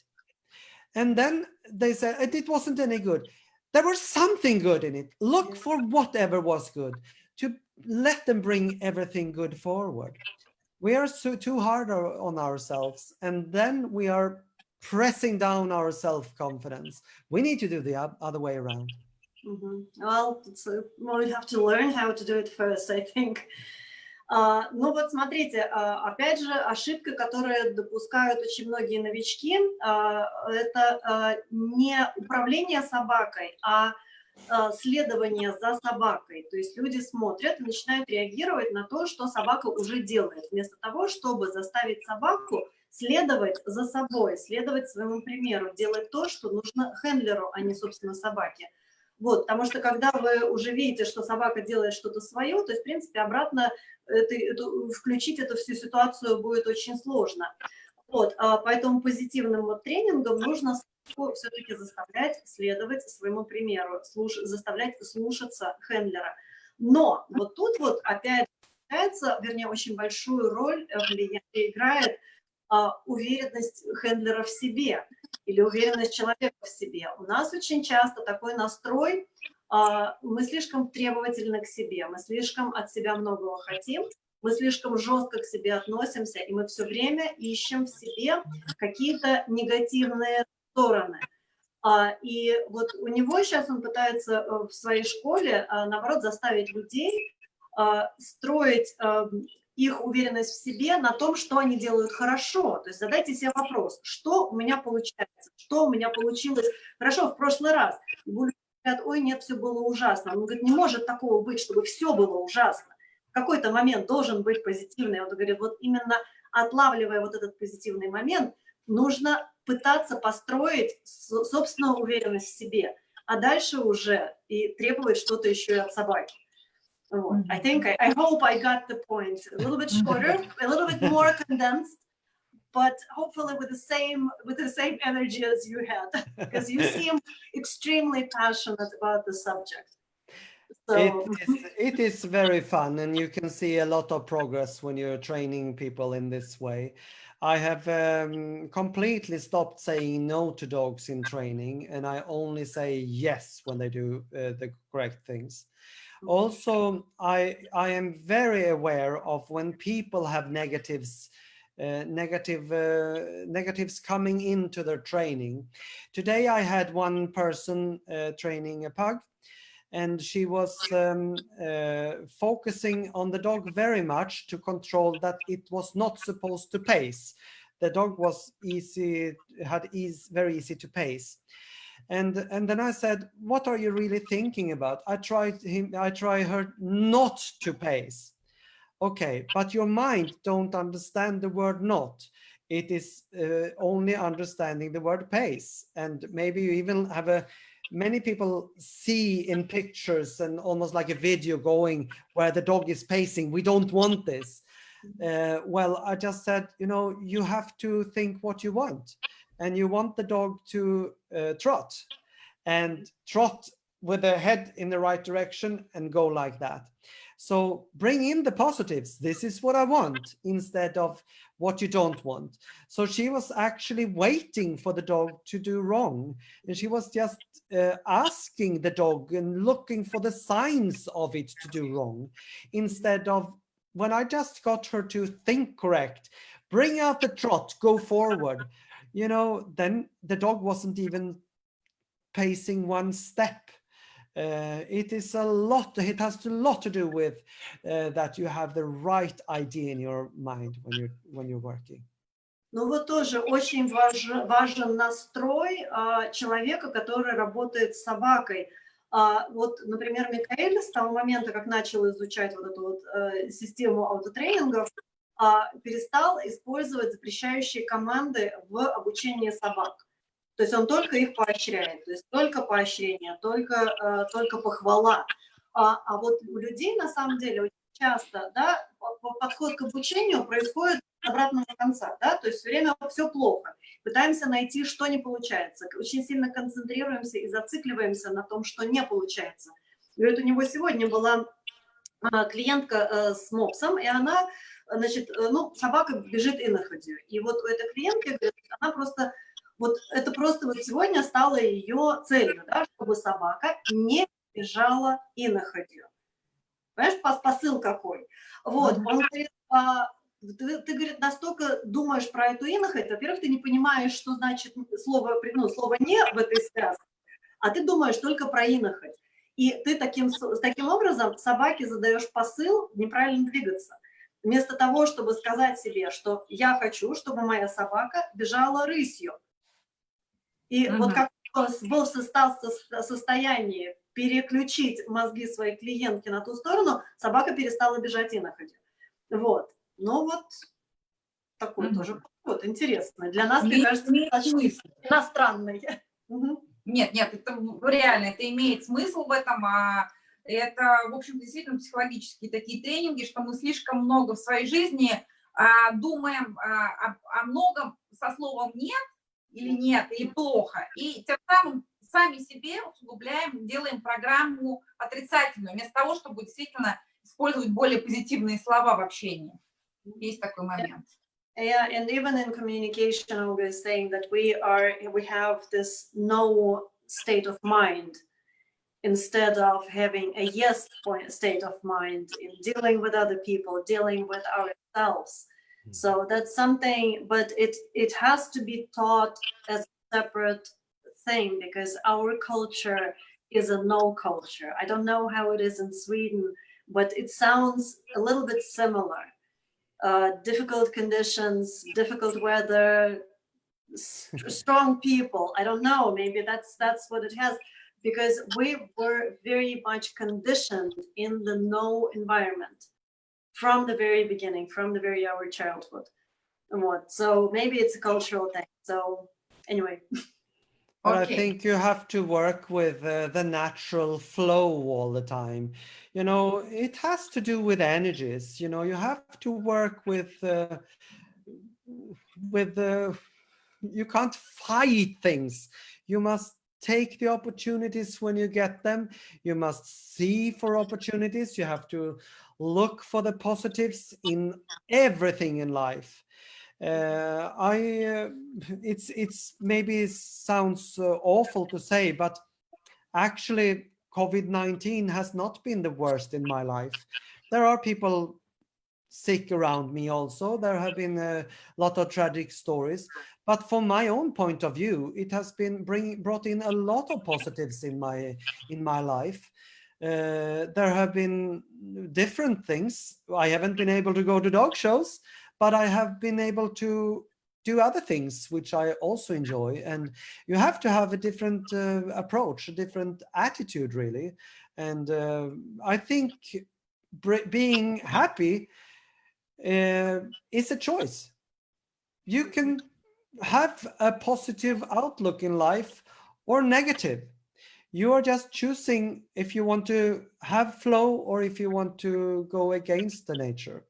So it sounds a little bit almost I don't know the English word, strange. Not mystical, yeah, but Yes, it makes perfect sense. it does. It does. The more I work in this way, and the more I read and learn about it, the more hooked I am on it. And I can see that also in breeding dogs, I have had a lot of success because I have had a different approach than most people. I have not been afraid of breeding dogs with problems. I've not been afraid of creating or breeding dogs that could get some faults. I've always looked for what can happen in a positive sense. So Ну вот тут вот тоже, да, очень важен настрой, очень важно, насколько натурально вы следуете в своей жизни вот этим вот позитивным каким-то течением, то есть не настраивая себя на постоянные ограничения, а формируя в себе способность и желание искать какие-то новые возможности, и искать какие-то позитивные стороны. И вот Микаэль говорит, что у него даже в разведении ему это очень легко, потому что он не боялся рисковать и вязать каких-то собак, делать неоднозначные вязки. Но в этих неоднозначных вязках он не ожидал проблему, он наоборот видел в них возможность что-то получить. Но вот тут надо потренироваться. Да, надо менять мышление. Окей. Свет, Да. такой вопрос Мику сейчас. Что можно было бы сделать для того, чтобы поощрить заводчиков и любителей пуделей к более конструктивному диалогу? So what do you think can be also done to encourage breeders and poodle lovers to have a more constructive communication? Yes, it comes down to very much the same things, really. And we have to look for what is uniting us and look for whatever beliefs we can share and not whatever we disagree on. We must be able to work towards a goal. And I don't think this is restricting to only poodles. I think it's crucial that we are joining, uniting ourselves all over the world for if we want to continue with this sport. And it has to be done now. We are losing one of the battles in the Netherlands now, or we have lost it with the flat-faced dogs, all these breeds. And I think it's scary how few breeders in Netherlands have been raising their voice on internet, on Facebook. Where are people? Why don't they say what they think? I'm sure they don't believe this is correct.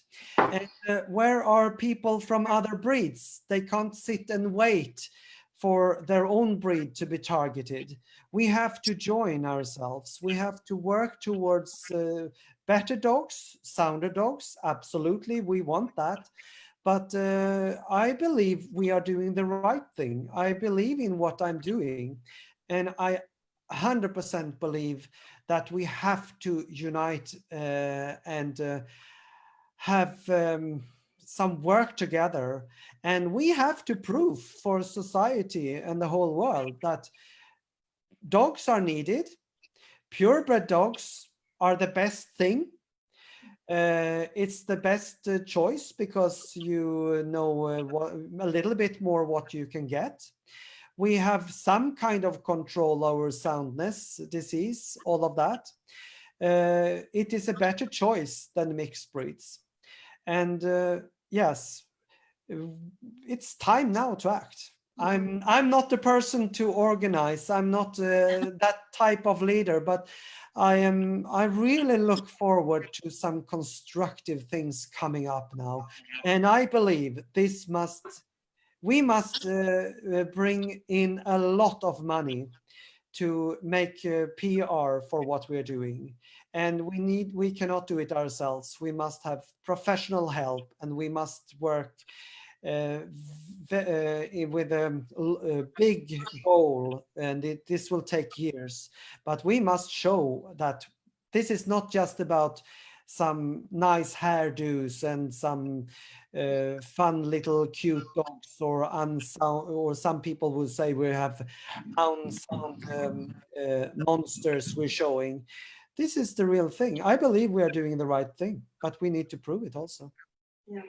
Ну вот и тут тоже, да, очень важно заводчикам и любителям пуделя не зацикливаться на спорах о том, что нас разъединяет. Мы должны искать то, что нас, наоборот, объединяет, то, за что мы должны встать сейчас единым фронтом, потому что сейчас получается в тех же самых Нидерландах, уже очень большая война проиграна. Да, там уже очень жесткие ввели ограничения на разведение короткомордых пород. Вот, поэтому нужно сейчас отсиживаться поодиночке, не грызться где-то там в кулуарах, а нужно все-таки сейчас начать доказывать и обществу, что чистокровное разведение собак – это очень хорошо, очень важно. О том, что нужно показать обществу, что пудель – это не просто залитая лаком прическа и там эти медведики-мордочки.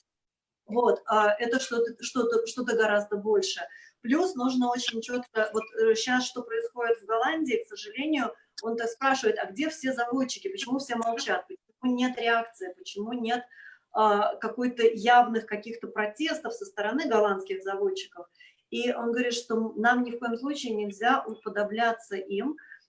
Нужно для вот такой для подобной агиткампании нужны деньги, нужны профессионалы.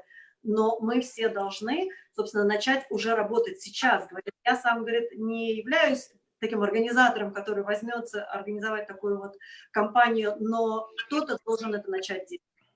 Вот, и мы должны это делать все вместе. Согласна. Окей. Да. Инга Сил задала вопрос, она написала, конечно же, на английском. Я перевела на русский, но перевела на русский, может быть, не совсем корректно. Если я это на английском зачитаю, я боюсь, вы удивитесь. Я зачитала. Я могу, да не буду. Может, ты нас удиви, у меня там гром за окном, что я боюсь, у меня сейчас дом рухнет. Ага. Значит, какой цвет является самым трудным для разведения? И я так поняла, что этот вопрос именно в вопросе наличия достаточного количества материала для выбора разведения. Я так поняла. У меня такой перевод сложный получился. Не, все хорошо. Ага. И плюс третий вопрос еще по поводу темпераментных свойств, разницы окрасами. Да.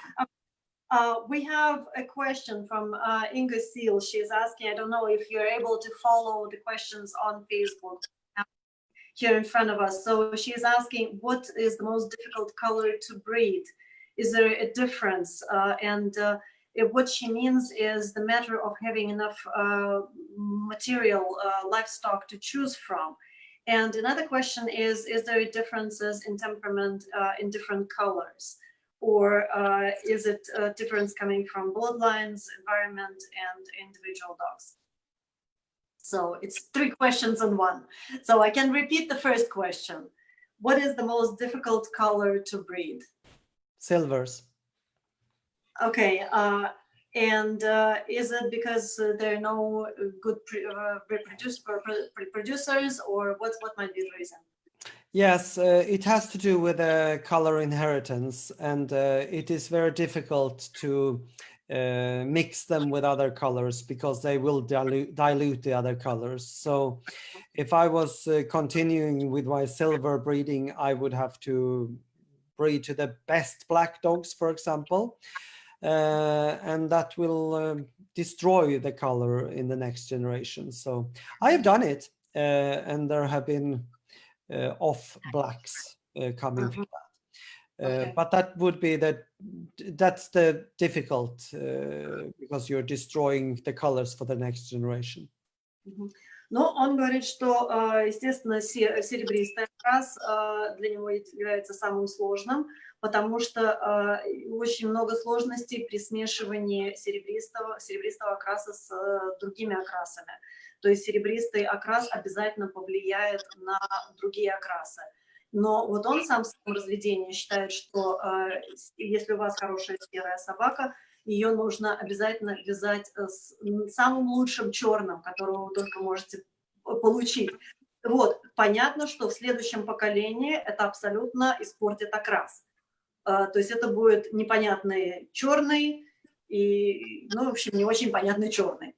Вот, но, тем не менее, вот он считает, что обязательно нужно домешивать, даже рискуя утратить хороший черный окрас, нужно домешивать к серебристым черные окрасы. Вот. And do you think there is a difference in poodles in temperament, in different colors? Yes, there is a little bit difference, I would say. That's what I've noticed. And I think it has a little bit to do with the colors, actually. And, you know, you can joke about red-haired women, that they have a little bit more temperament than others. I think, actually, it has a component of color in it, but it absolutely has to do with whatever dogs you're using. And there are lot of individual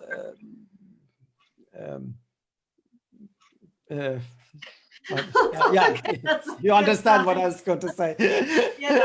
Differences in individuals as well. То есть, но он говорит, по своему опыту заметил, что да, разница темпераментов собак разных окрасов присутствует, так же, как, например, да, вот он говорит, рыжеволосые женщины всегда более темпераментные, чем брюнетки, скажем. Вот. Но, говорит, да, с окрасом это может быть связано, но, опять же, очень нужно понимать, каких собак, вернее, линии, которые используются для разведения, какие производители используются в разведении, и множество других факторов, которые тоже, опять же, у нас различаются от собаки к собаке. Мгм. Ага. Оля, Окей. сворачиваем. Свет, Да, Свет, еще- да.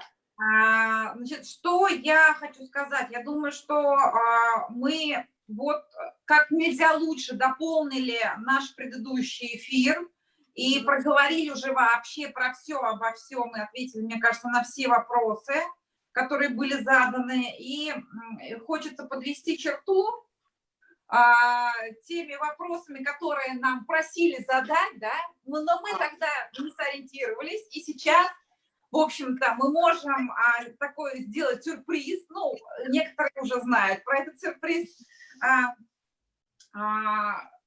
значит, сюрприз, который мы позаимствовали у одного из мэтров российской журналистики и у одного французского писателя.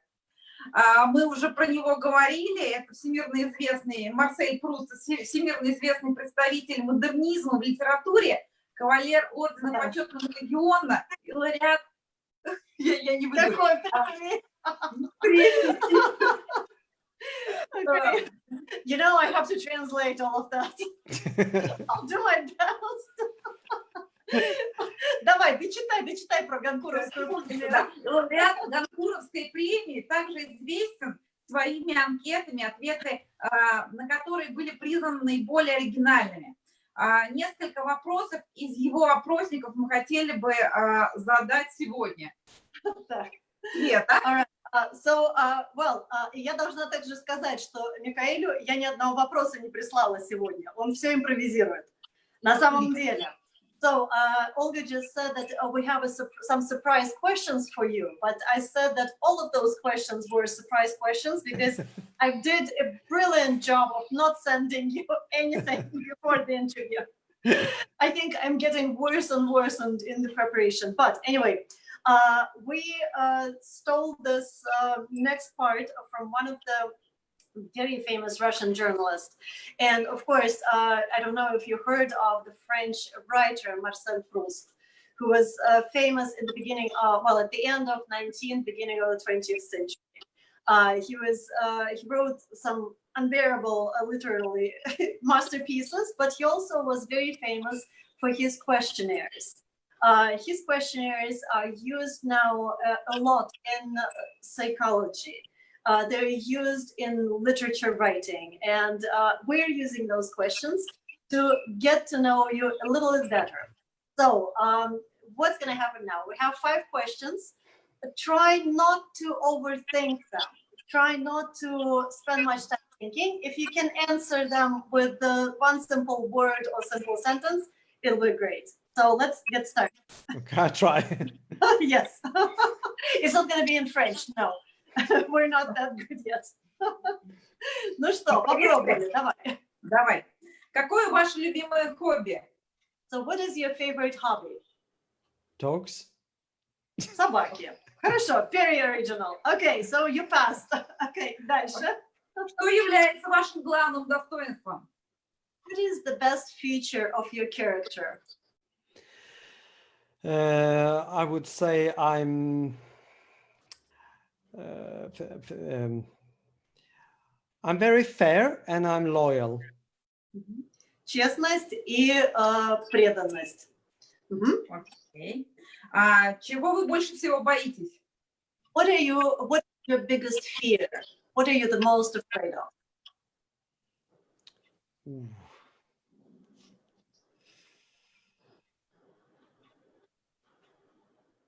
I don't know. Snakes. Змей. Хорошо. Окей. Если бы у вас была возможность, какую силу супергероя вы хотели бы получить?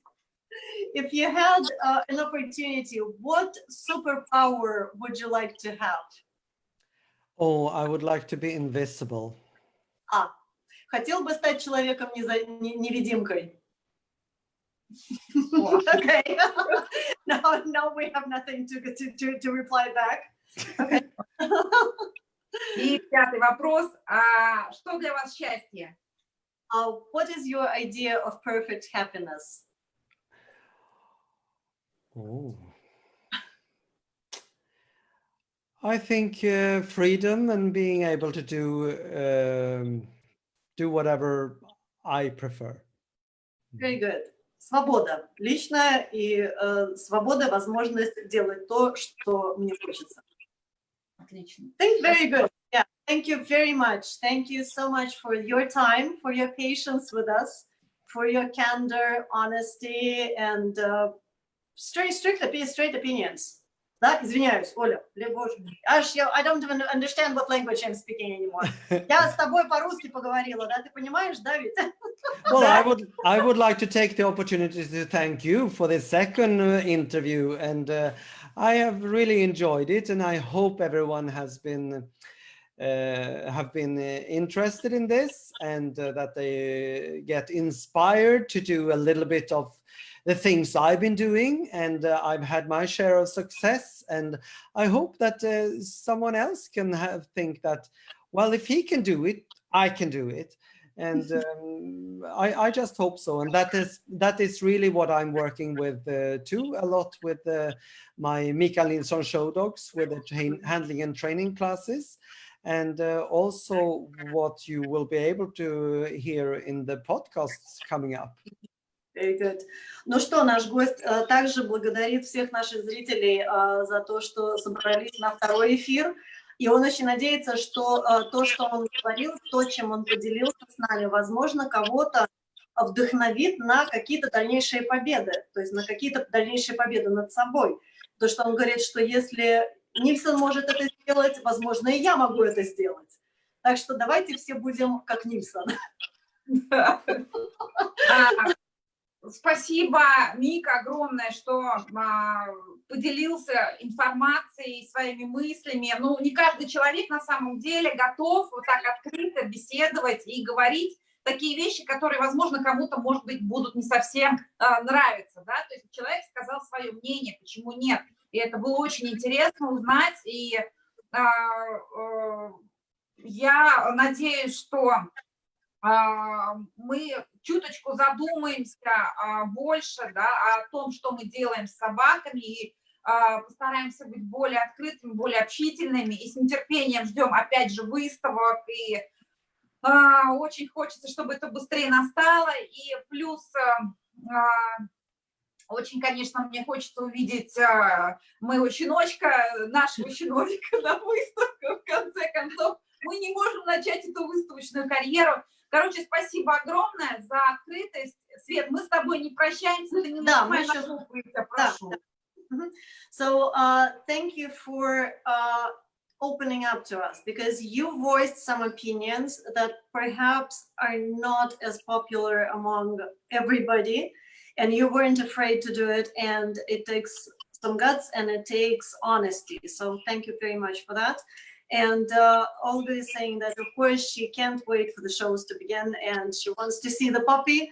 She wants to see the puppy at the shows. So hopefully it'll come to truth now. So thank you. We're gonna let you go, and we'll stay online for a few more minutes, maybe announce our next our talk. So thank you very much. It was a delight to speak to you today. So we have many positive comments, so go and enjoy them. And thank you very much. We'll talk to you a little bit later. I have no idea how to turn you off, so I will. Okay, great. Thank you. Thank you. Bye. Bye. Так, ну какая-то, в общем, фигня я тут сотворила со своим этим компьютером, со своим вот это вот то, что тут произошло. Ну, в общем, произошло, как произошло. Вот, да. Это как, да, я с высокими технологиями, как это называется, обезьяна с молотком. Вот, ну, я сегодня в очередной раз это доказала. Как есть, Свет, нормально все. Хотелось бы, конечно, посмотреть еще фоточки, но тем не менее, мне кажется, что в любом случае был интересный диалог сегодня с Миком. Послушали, все пишут большое спасибо, большое пожалуйста, что присутствовали, что смотрели, что общались с нами и принимали какое-то живое общение. Свет, да. Тебе просто респект и уважуха. Я хочу сказать, что большую часть работы на самом деле делает Света. Я пытаюсь помочь, но мой английский не позволяет мне вообще. Света такую работу делает, говорю, я получила все за 2 часа, ему ничего не послала, я сделала работу, называется. Свет, я честно, я пытаюсь учиться делать презентации, но пока это все еще так. Ты же не ломай голову. Вот, картинки я повешу в интернет, потому что это картинки общедоступные. Вот, на самом деле мы почти все посмотрели. Вот, но и тут видишь, у нас такие экстремальные условия, у меня, говорю, окна хлопают. Вот, пойду я... Голубь летал во время эфира. То есть он не летал, но он крыльями барабанил. Я пойду посмотрю, там, что он с собой сделал. В общем, если кто не знает, у меня голубь. Вот у кого что болит. Что у меня сейчас болит голубь. Вот. Так что пойду, в общем, все разгребать. Да, мы надеемся, что в выходные у нас будет еще один интересный гость. Да, мы надеемся. Да, Свет, да? Я так с тебя. Мы надеемся, хорошо. Да. Ну что, давай прощаться все. Мы надеемся. Ладно, в общем. Нет, слушайте, серьезно, очень жалко, что это, говорю, все невозможно вернуть. Вот, ну, у нас вдвоем на экран, потому что тут какая-то фигня. Вот, никак. В общем, все, Оль, давай, пошли гулять с собаками. Пока-пока. Ой, мамочки, выключи это немедленно. Это у тебя. Как это у меня? Этого не может быть. Все. Пока. Уходим. Я не могу это слышать. Все, всем пока. А как это выключить, я не знаю теперь. Это не может быть. Я ухожу вот так. А дальше, ты остаешься одна. Что будет? Нет, надо тебе нажать «Закончить эфир». Так его нету. У меня закончить эфир в компьютере. Так, все. Я включаюсь, я пошла к компьютеру. Все, всем пока, до свидания. Кошмар какой. Все, всем пока, до свидания. Ну, живой эфир при этом идет.